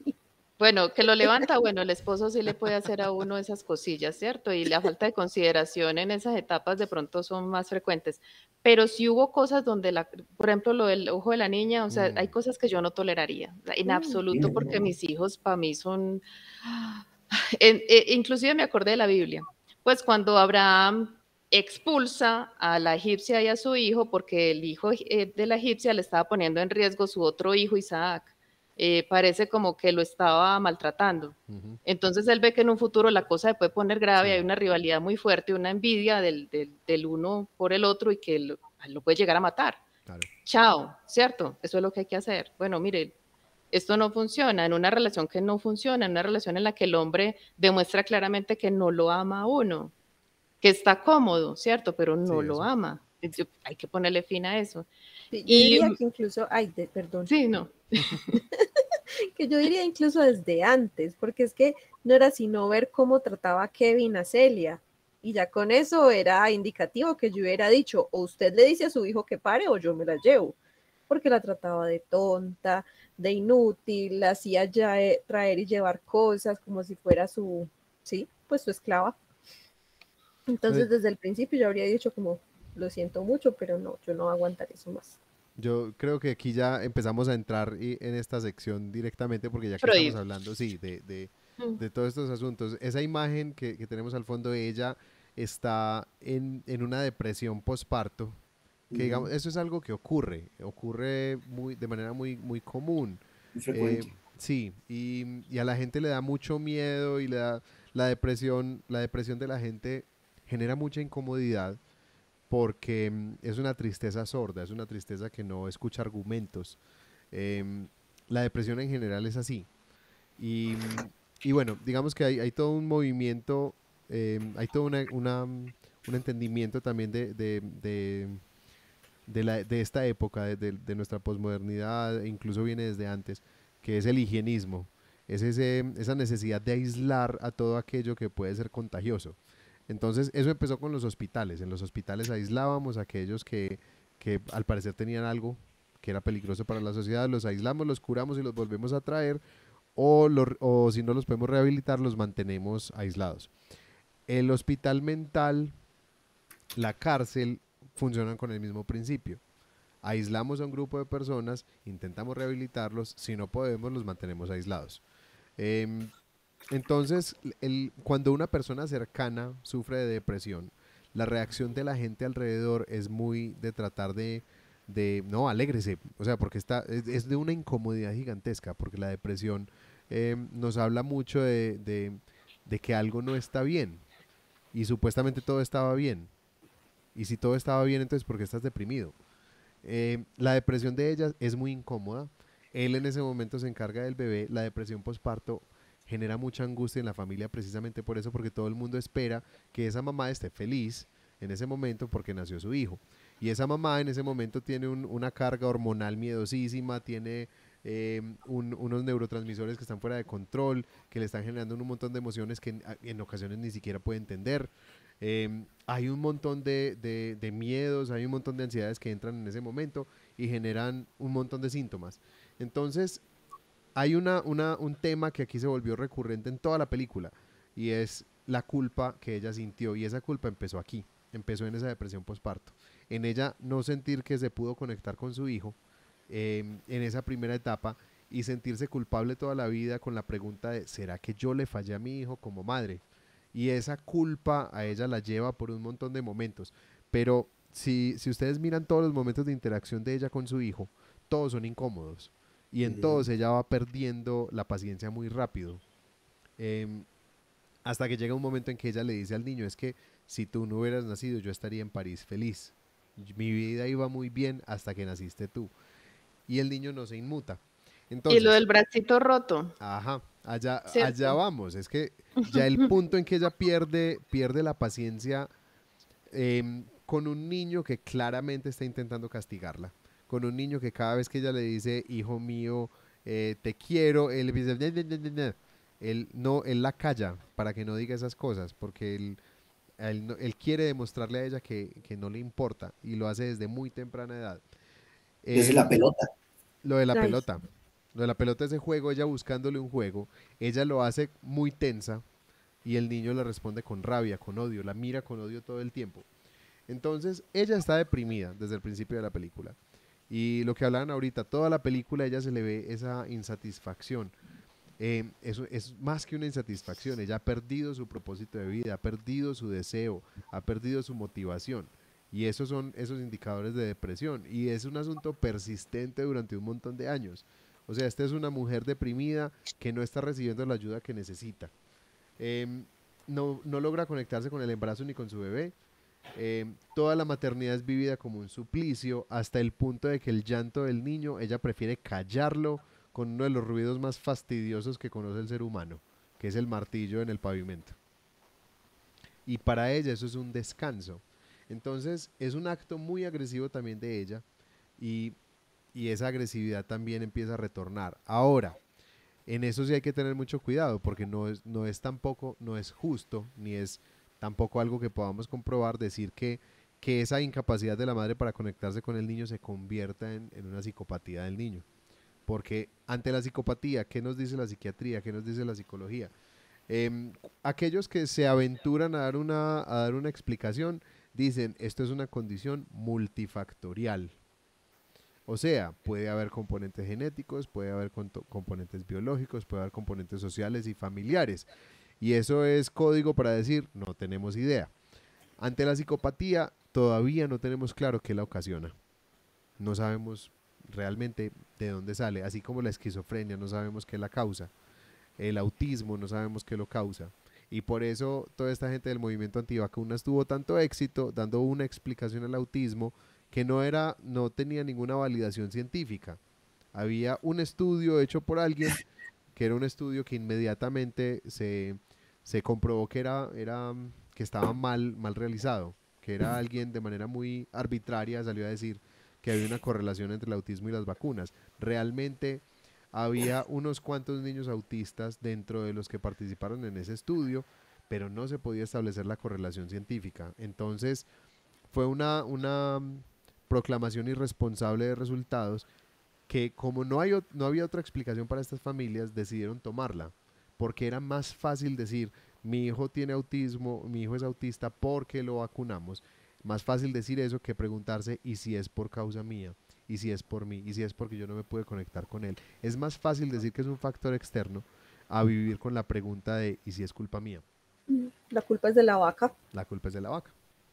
Entonces, bueno, eso sigue creciendo. El niño entra en un mutismo que es muy fácil de confundir con el autismo, pero el asunto es que el mutismo de él es completamente agresivo hacia la mamá.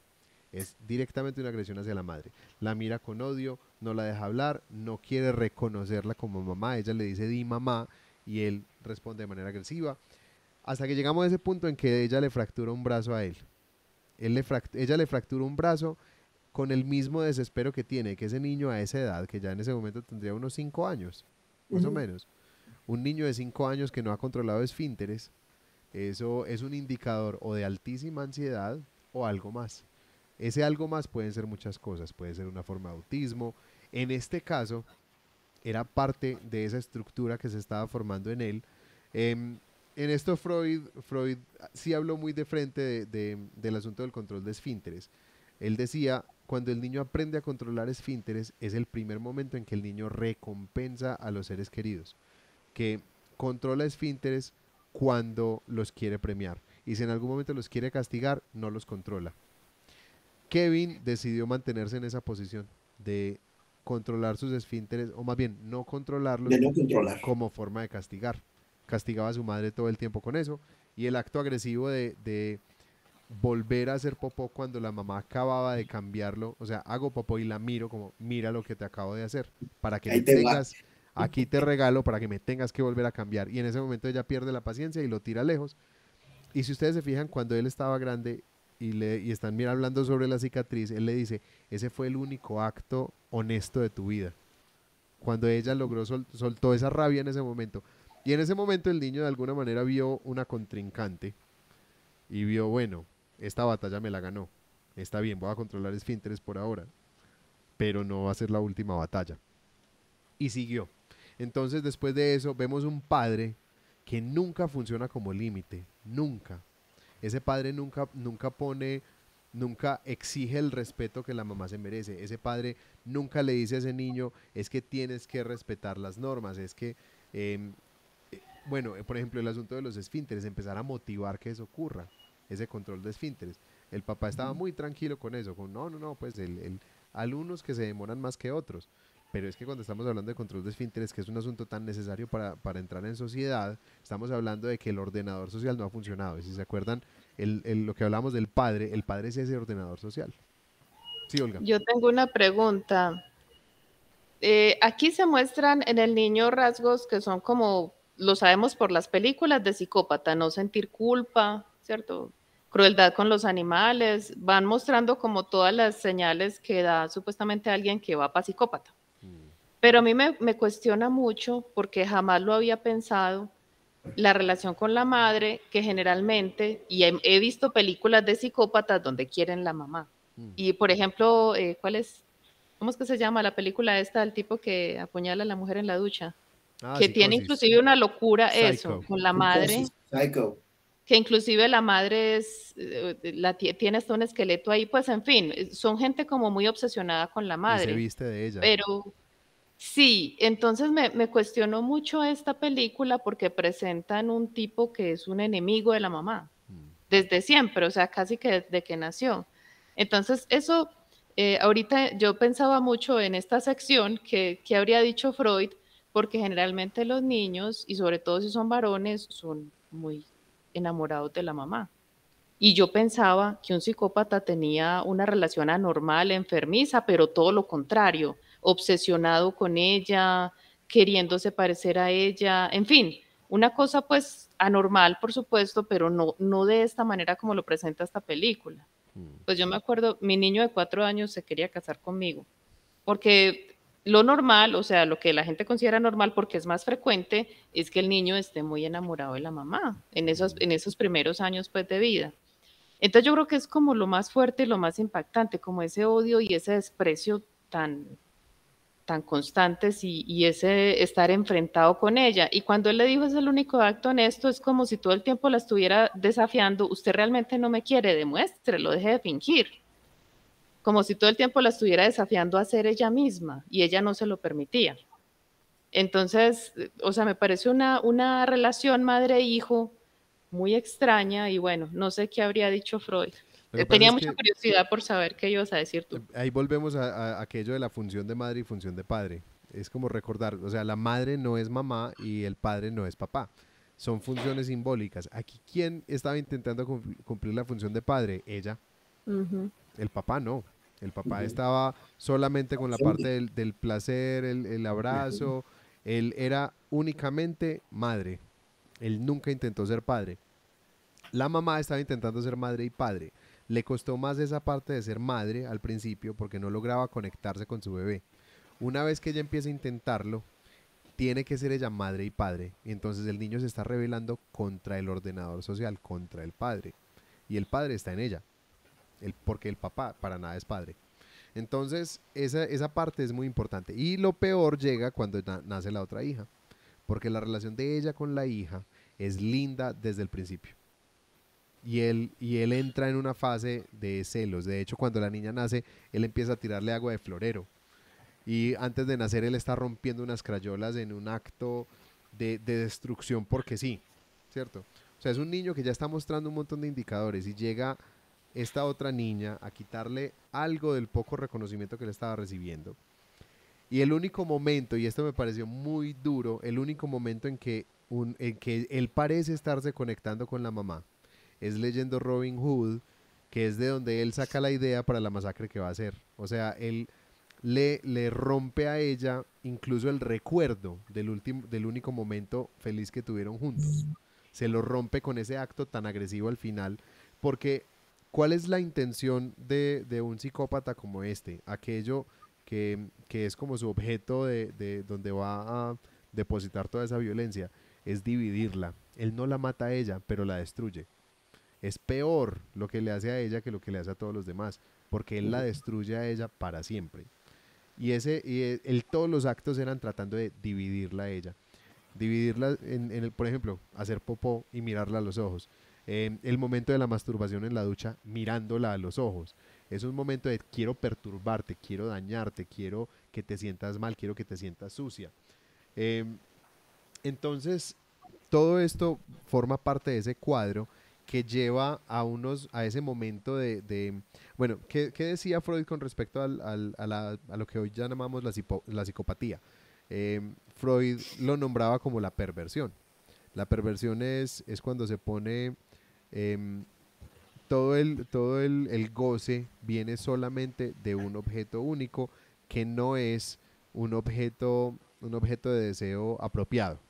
Entonces, por ejemplo, un adulto que consiente a una relación de pareja es un objeto adecuado.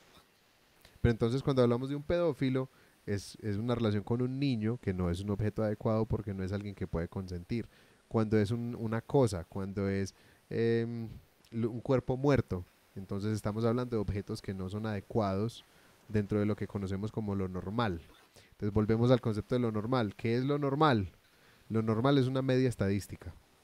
Es algo que más o menos nosotros intuimos que es lo que se espera en una sociedad. Y donde marcamos el límite es un asunto muy borroso. Yo creo que en el caso de Kevin es muy fácil hablar de un comportamiento anormal.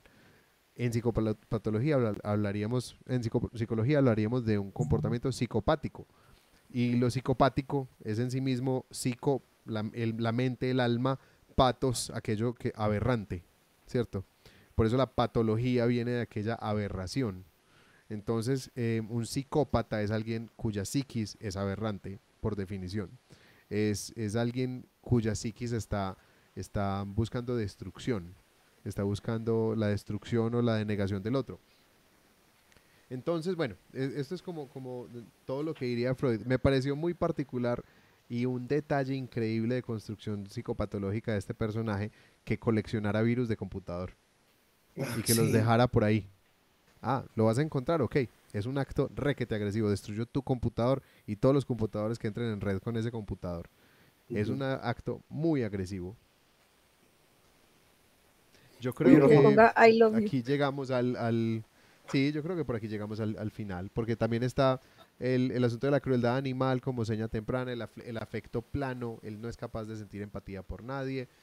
Y por otro lado, los psicópatas, los perversos, son en general personas muy inteligentes que son capaces de mezclarse muy bien en sociedad.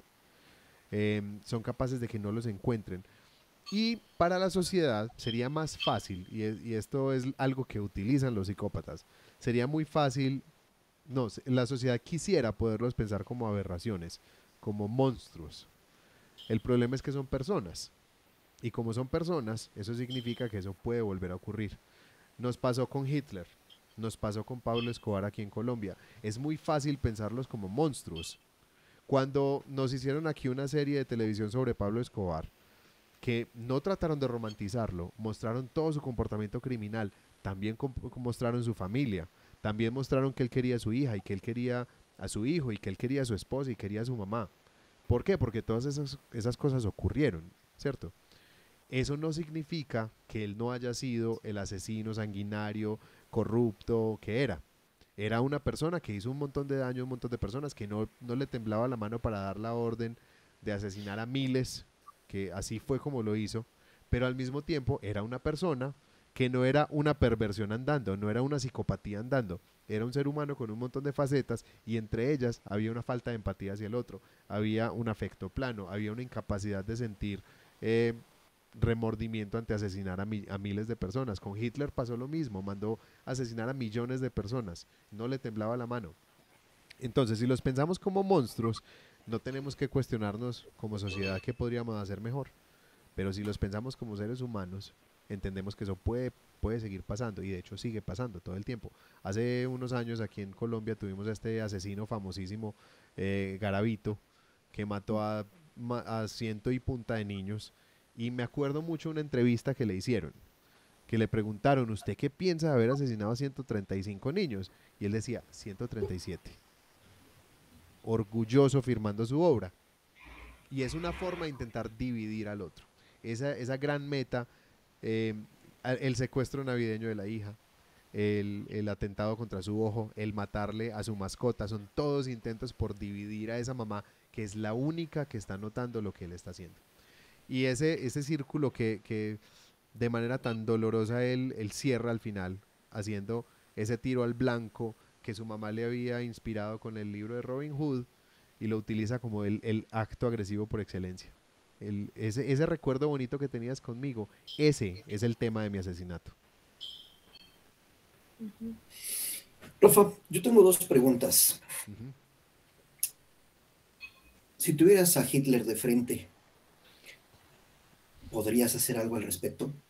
Sin saber lo que va a hacer, ¿no? Sin que haya cometido un crimen. ¿Podrías hacer algo al respecto? La segunda pregunta es, ¿qué hacemos con las familias que quizás ojalá nos estén escuchando? ¿Qué hacemos cuando detectamos una situación así? ¿Cómo debemos actuar? Como padres, como maestros de la escuela, como vecinos, amigos, etcétera. ¿Cómo debemos, qué podemos hacer? O para corregir la situación o para ponerle un alto. Me gustaría responderte desde dos perspectivas. La primera, cuando me haces la pregunta sobre Hitler. Em, Hitler hay que entenderlo también en un contexto histórico. O sea, Claro. Hitler peleó en la Primera Guerra Mundial, Tras terminar la Primera Guerra, Hitler se sintió traicionado porque cuando Alemania perdió esa guerra, a Alemania la dejaron en una posición humillante, o sea, los demás países humillaron a Alemania con los acuerdos que firmaron y Hitler empezó a sentir todo ese odio nacionalista, ese resentimiento hacia sus opresores y, y empezó a, bueno, escribió su libro estando en la cárcel y logró inspirar a miles de personas, Mi lucha. alienarlos, sí, con ese libro de Mi lucha, alienarlos a esos ideales que él empezó a promover, un montón de ideales de odio, hablando bueno, de los verdaderos enemigos, entonces empezó a dirigirse contra los judíos. Entonces hay todo un contexto histórico que se mezcló con una estructura de personalidad, con un carisma muy particular que él tenía para hablarle a la gente. Y creo que para poder cambiar quién fue Hitler habría que haberle llegado mucho más temprano. Ojalá no hubiera ocurrido la Primera Guerra Mundial. Ojalá la historia familiar de Hitler hubiera sido una mejor historia. Ojalá su personalidad no hubiera sido perversa. Y por eso tanto se dice que que a Hitler habría que haberlo matado cuando era niño. Pero ¿qué nos garantiza que eso hubiera frenado? Nada. Y si yo lo mato, ¿no soy yo también un asesino? Y bueno, son un montón de escenarios ahí muy difíciles. Ahora, ¿qué puedo hacer yo como papá? Y en este sentido también hablo como profesor. Yo hace 20 años también trabajo como profesor y llevo muchos años trabajando como profesor de niños y adolescentes. Siempre he dicho que yo pienso que el verdadero trabajo de un profesor es no perder la esperanza. Ahora, yo tengo muy claro que si yo tengo un alumno autista, no hay nada que yo pueda hacer para quitarle su autismo. ¿Qué sí puedo hacer? Crear nichos para que ese niño que es autista encuentre espacios seguros donde pueda florecer, donde pueda encontrar su potencial, sus talentos y sus capacidades. También Freud tiene todo un texto acerca de Leonardo da Vinci, diciendo que Leonardo da Vinci era un perverso. Que el asunto es que la perversión de Leonardo da Vinci tenía que ver con la perfección. Y Leonardo da Vinci tiene una historia de transgresiones gigante. Gigante las transgresiones que hizo Leonardo da Vinci, e investigar con cuerpos que se robaba de morgues y de cementerios, abrir cuerpos cuando estaba completamente prohibido en esa sociedad, romper normas en términos de la ingeniería, de la estética, del dibujo, de la arquitectura. Él rompía todo, era un gran transgresor. Y se dice Pero que con un fin hacia el bien. con un fin hacia el conocimiento, que lo llevaba a transgredir un montón de cosas. Lo que pasa es que las transgresiones en esa época eran muy distintas a las de hoy.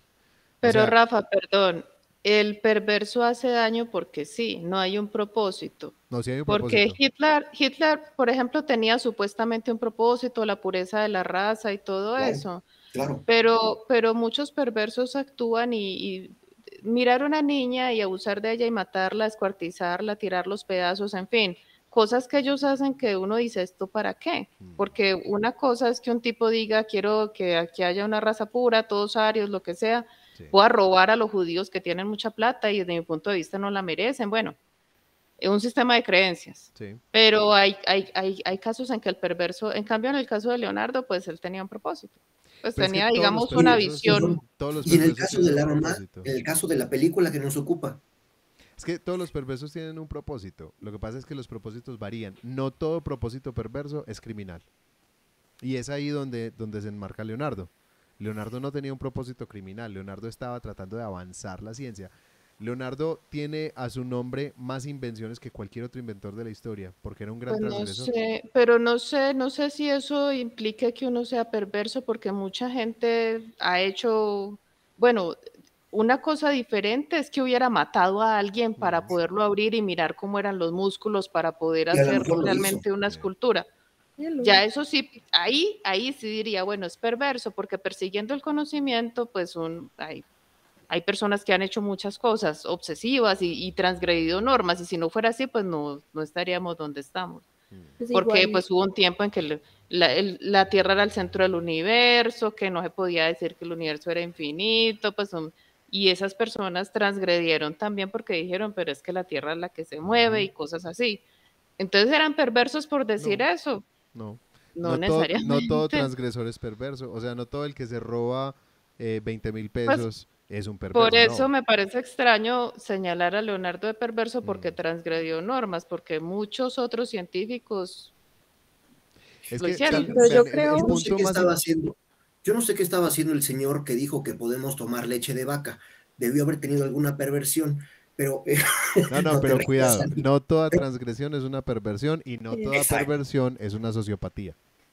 sí, yo creo exactamente. que Ese ahí es es el como la punto. concepción de perverso. Eso Exacto. es como el real problema, que tú escuchas un perverso y te imaginas a un gravito. Y no es Ujú. que él no sea perverso, él lo es, pero no es lo único que es. O Exactamente. sea, la perversión es solamente una parte de lo que él es, que todos tenemos una perversión, pero más allá Mm, de que lleguemos, por ejemplo, no sé, Ay, si a mí no, me no, gusta, no. ay, hay que decirlo, hay que decirlo. Pero, por ejemplo, es muy diferente que a mí me gusten los animales a que yo empiece a coleccionar animales vivos, los mate para verlos cómo están por dentro. Ya hay un problema.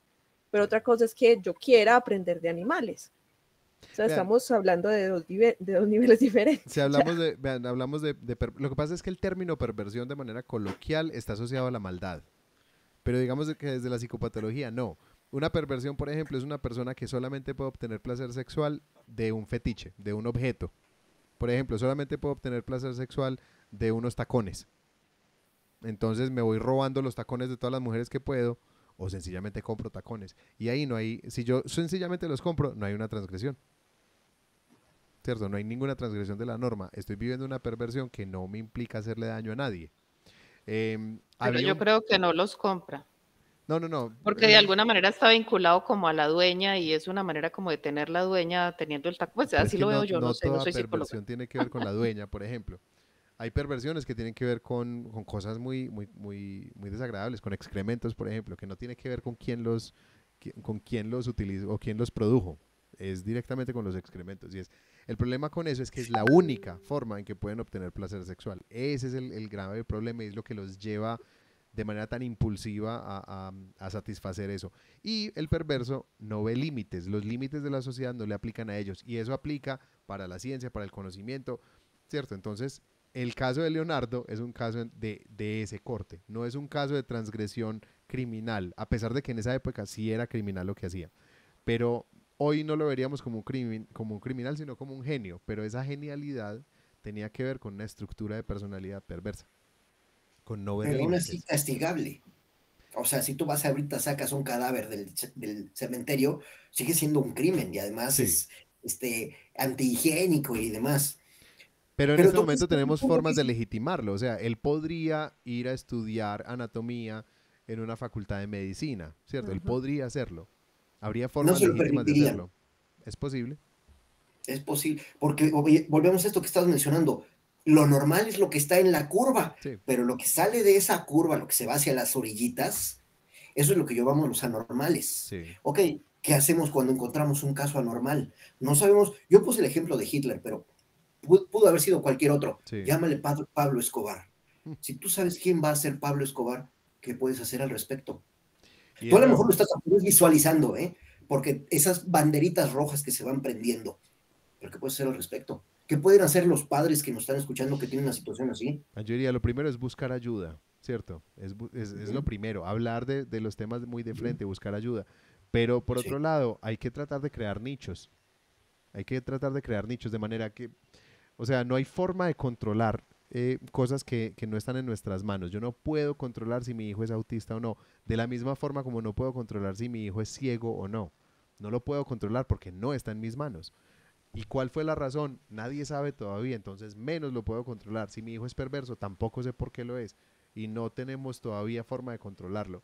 Lo que sí podemos hacer es ayudar a encontrar formas seguras, formas satisfactorias de vivir algunos estilos de personalidad y ojalá, y eso sería casi que cruzando los dedos, ojalá que si este niño va a ser un perverso, que digamos que el objeto de su perversión no vaya a ser algo que le haga daño a otros, como pasó con Kevin.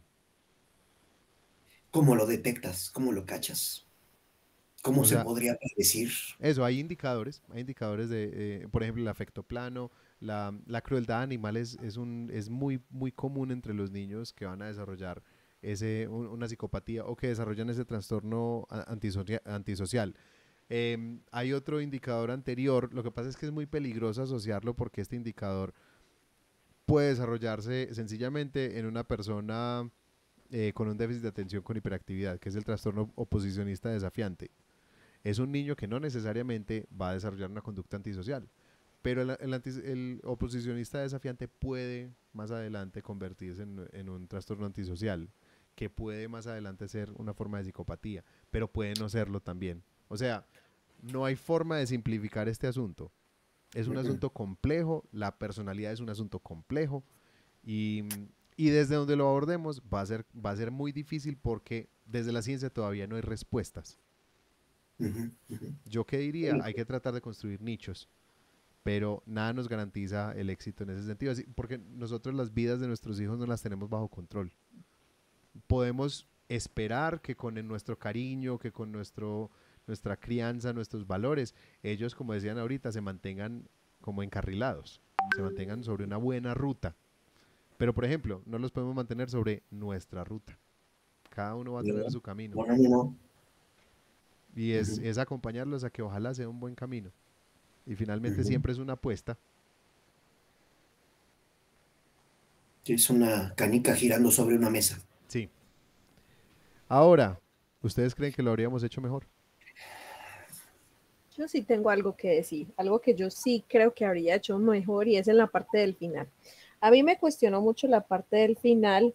Bueno, realmente me cuestionaron dos cosas. La primera eran los candados tan imposibles de abrir con una sierra que se supone que corta un fémur en 5 segundos, como dicen en Atlantis, ¿cierto? Pero sobre todo hubo un tema que yo dije y es que a nadie le importó. El papá no se presentó a trabajar y él lo único que hacía era trabajar, porque realmente eso era lo único que hacía todo el día. Y la niña nunca fue al colegio y era un día de colegio, entonces a nadie se le ocurrió llamar a la casa a preguntar por ellos y no, lo que pasa es que tu esposo y tu hija no se presentaron, entonces, bueno, pero al final van es cuando ya el loco este de Kevin estaba disparándole a todo el mundo en el colegio.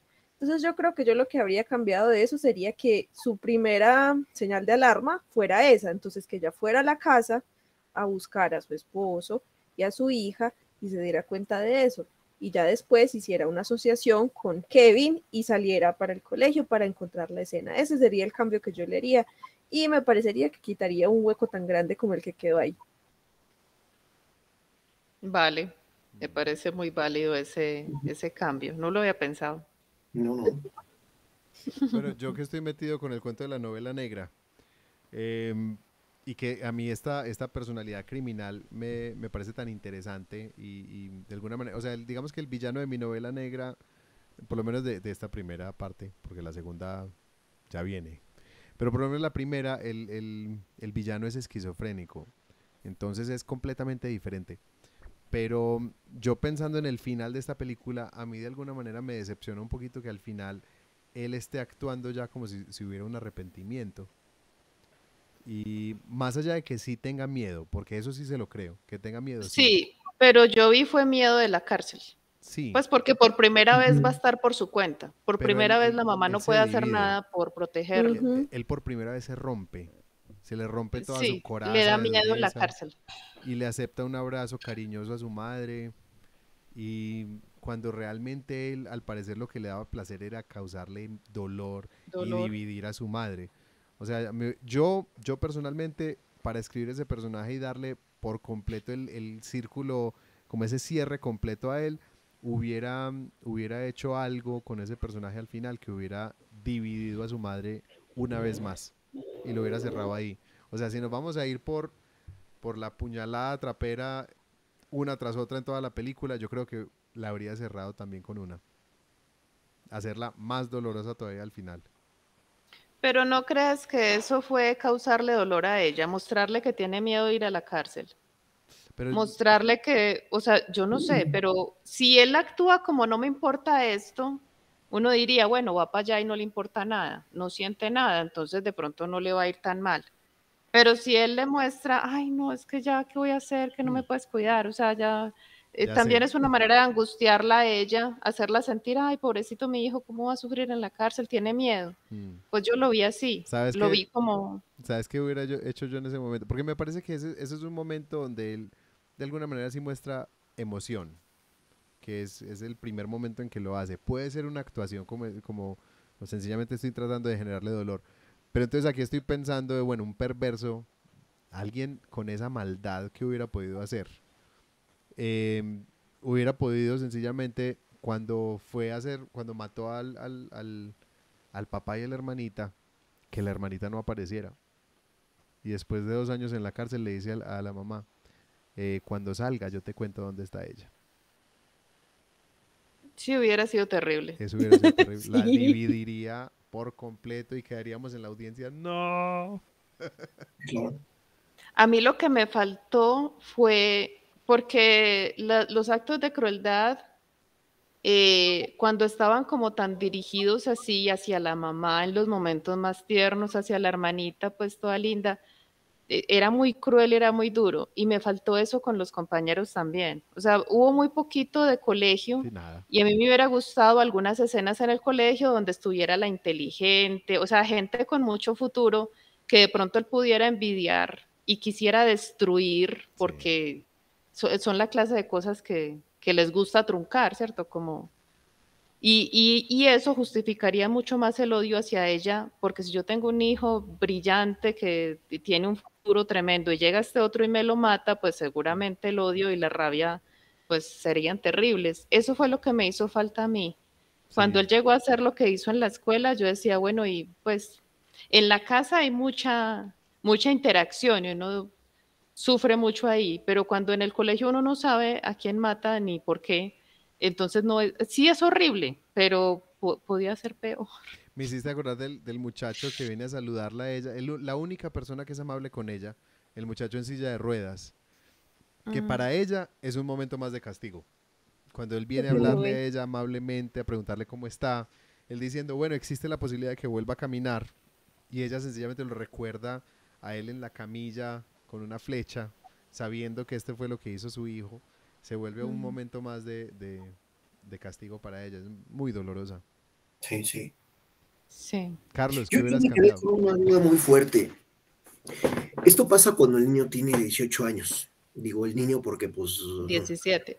ya alcanzaba el timbre, ¿verdad? Ya tenía edad. ¿Qué va a pasar con ese muchacho en el futuro? Ah, ¿Cuánto es tiempo va a horrible. pasar en la cárcel? Lo que sea, ¿no? ¿Sirve de algo retenerlo? ¿Sirve de algo? ¿Va a cambiar algo ese tiempo que pasa en la cárcel? No. ¿O va a seguir siendo un No, no, yo psicópata? vi un documental de un tipo psicópata también que en la cárcel mató varios presos. Y me impresionó mucho porque hubo un video, claro que advirtieron, ya fue imprudencia mía, esto puede herir su sensibilidad porque se notaba lo que le encantaba, lo que estaba, él apenas se estremecía. Entonces o sea, se queda uno aterrado, Mm. porque claro, él va a seguir en la cárcel su mismo, inclusive él dijo, porque ahí mostraban varias entrevistas con él dijo, es que cuando yo quiero matar a alguien, yo lo mato. Mm. Y muchas veces para que la persona todavía sufra más o para, ¿cómo fue que él dijo? Aterrarlos, algo así, les digo, te voy a matar. Y de ahí en adelante ya, y él decía, he matado gente que tiene un rifle en la mano. O sea, Mm. era un tipo súper orgulloso, como decía Rafa de lo de Garavito, orgulloso de de lo su que él obra. hacía. Sí.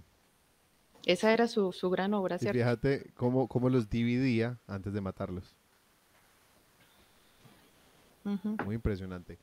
Sí, o sea, sí. realmente, por ejemplo, con Garavito, ¿qué pasa? Hace unos años estaba todo el mundo diciendo, no, Garavito va a salir libre por todas las Ay, no. posibilidades de beneficios que hay en Colombia. Y, y decían, es que además él ha demostrado buen comportamiento, pero es que la perversión de Garavito era precisamente asesinar y torturar niños. En la cárcel él no tenía nadie a quien asesinar y torturar. Entonces, obvio que se iba a portar bien en la cárcel.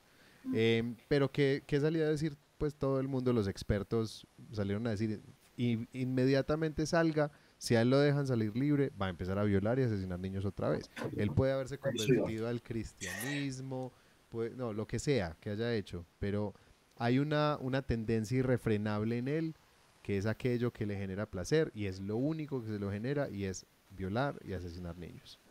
No todos los Sí, de perversos son acuerdo. criminales, pero él lo es. Su Ujú. perversión es De lo peor. de las ¿Y peores. Kevin? Kevin, pues, Seguramente. no sé hasta qué punto, o sea, Seguramente. no queda claro si la perversión de Kevin es directamente con su mamá, porque su víctima principal es su mamá. Los asesinatos que él comete, por la forma como está narrado, no Su pareciera que entorno. son hacia los demás, es como una forma de acabar con su mamá. Pero lo que dice Olga me parece muy cierto, falta saber acerca de las relaciones que él tuvo en el colegio, a ver si eso jugó algún papel en por qué decidió hacer lo que hizo. Apodos, un poquito de bullying, rivalidades, porque en el colegio la interacción que tiene un joven, pues, y las masacres que han ocurrido, muchas veces cuando empiezan a surgir pues las versiones de cómo era esta persona, muchos dicen era un tipo callado, no hablaba con nadie, se sentaba no sé dónde, o estaba resentido porque aquí todo el mundo es rico, él no tenía plata, en fin, O le hacían siempre bullying todo había el tiempo. como... Ujú. Sí. Es la más común. Lo que pasa es que no todos esos niños que arrancan a dispararle a todo el mundo son perversos. Muchos de ellos son niños que sencillamente se han justificado a sí mismos esos actos como una retaliación y una forma de liberar la rabia, y están realmente en el fondo están sufriendo una depresión profunda. Y su último acto, que es un acto suicida y así lo quieren ellos, es ir y matar a un montón de gente hasta que los maten a ellos. Y Entonces hay sí, ocasiones en que es como exhibicionismo, o cómo se llama eso, porque lo que quieren es ser famosos. Protagonismo. sí, Y cuando los arrestan, viene la policía, ellos están, ¿cierto? Como son una celebridades. estrella, ¿cierto? Posando para las fotos Sí. y Vengan todo amigos eso, flashes. felices. Vean, hay un ejemplo que a mí me parece que es muy claro. O sea, está Charles Manson, que era un famoso perverso, un asesino que tuvo su grupo, un culto, que él logró alienarlos a todos y se justificaron a sí mismos un montón de asesinatos. Y después de ellos pasar un tiempo en la cárcel, ellos empezaron como a liberarse un poquitico de la alienación y empezaron a decir, hey, nos equivocamos, esto estuvo muy mal. Entonces, no todo asesino es un perverso, hay gente que está alienada. Todos los soldados que asesinaron a nombre de Hitler eran personas alienadas. La alienación puede llevar a una persona a extremos como estos. Sí, sin duda. Bueno, yo creo que podemos despedirnos ya. Sí. Aquí creo que podríamos seguir haciendo otros 2 episodios sobre Kevin. Ay, no. O más bien Porque es no, un porque reflejo de la sociedad. sí, pero si seguimos con Kevin vamos a necesitar más terapia. Sí, sí, no. Doctor Suficiente. Palomero, anóteme para la próxima Nos sesión. va a tocar ir a ver al doctor Palomero. Sí, definitivamente. Bueno, entonces contémosle a la gente un poquito sobre... bueno, la próxima película. La película que vamos a ver la semana entrante vamos a cambiar de tono completamente. Nos vamos a ir a una comedia romántica que nos había anunciado Olga por allá hace tiempo, que era Isn't It Romantic? ¿No es romántico? Una película con Rebel Wilson, yo todavía no la he visto, tengo muchas ganas de verla. Y bueno, ya la estaremos discutiendo la próxima semana. Está disponible en Netflix para que nos acompañen a verla. Y bueno, contemos de nuestras redes. Olga. Olga Chavarría, escritora, en Facebook, mi fanpage en TikTok y en Instagram, Olga Chavarría, escritora, y mi sitio web, olgachavarría.com. Ok, Ani. Bueno, siguen siendo las mismas. Facebook, mi Facebook personal, Ana Isabel Miranda Chavarría. Y mi Instagram, que es Aranía28. Carlos, ¿a ti cómo te encontramos? Mi sitio web, cabarsal.com, Facebook, Cabarsal, Twitter, Cabarsal, ¿qué otro? Instagram y Twitter, todos son Cabarsal. Ok, a mí me encuentran como, bueno, soy Rafa Miranda, me encuentran en Instagram como Raf Miranda Mus, en Facebook como Miranda Historias, facebook.com/Miranda Historias o Rafa Miranda Escritor. Y a nuestro podcast se pueden suscribir desde historiasaldivan.com, ahí encuentran links para suscribirse a cualquier servicio de podcast que ustedes utilicen. Que se nos ocurra. Sí, el que sea. Whatever you fancy. También pueden ir a nuestro canal de YouTube buscándonos como Historias al Diván. Nos pueden escribir al correo. Queremos leer sus correos. Quisiéramos leer algunos correos aquí en vivo. acerca de sus reflexiones sobre estos episodios. Nos pueden escribir a historiasdivan@gmail.com. Nos encuentran en Facebook también como, facebook.com/historias.al.divan y en Instagram como historias.divan, historias.divan. Bueno, no es más. Esperamos que hayan disfrutado este episodio. Nosotros lo sufrimos un poco, la película fue bastante dura, pero los esperamos en la próxima, en el 9º episodio de Historias al Diván. Ya se nos viene... ¿Cómo? No le anden leyendo Robin Hood a sus hijos. Sí, la lección de vida es no lean Robin Hood, eso crea psicópatas. Les deseamos una excelente semana y hasta la próxima. Chao. Chao. Saludos, gracias. Bye.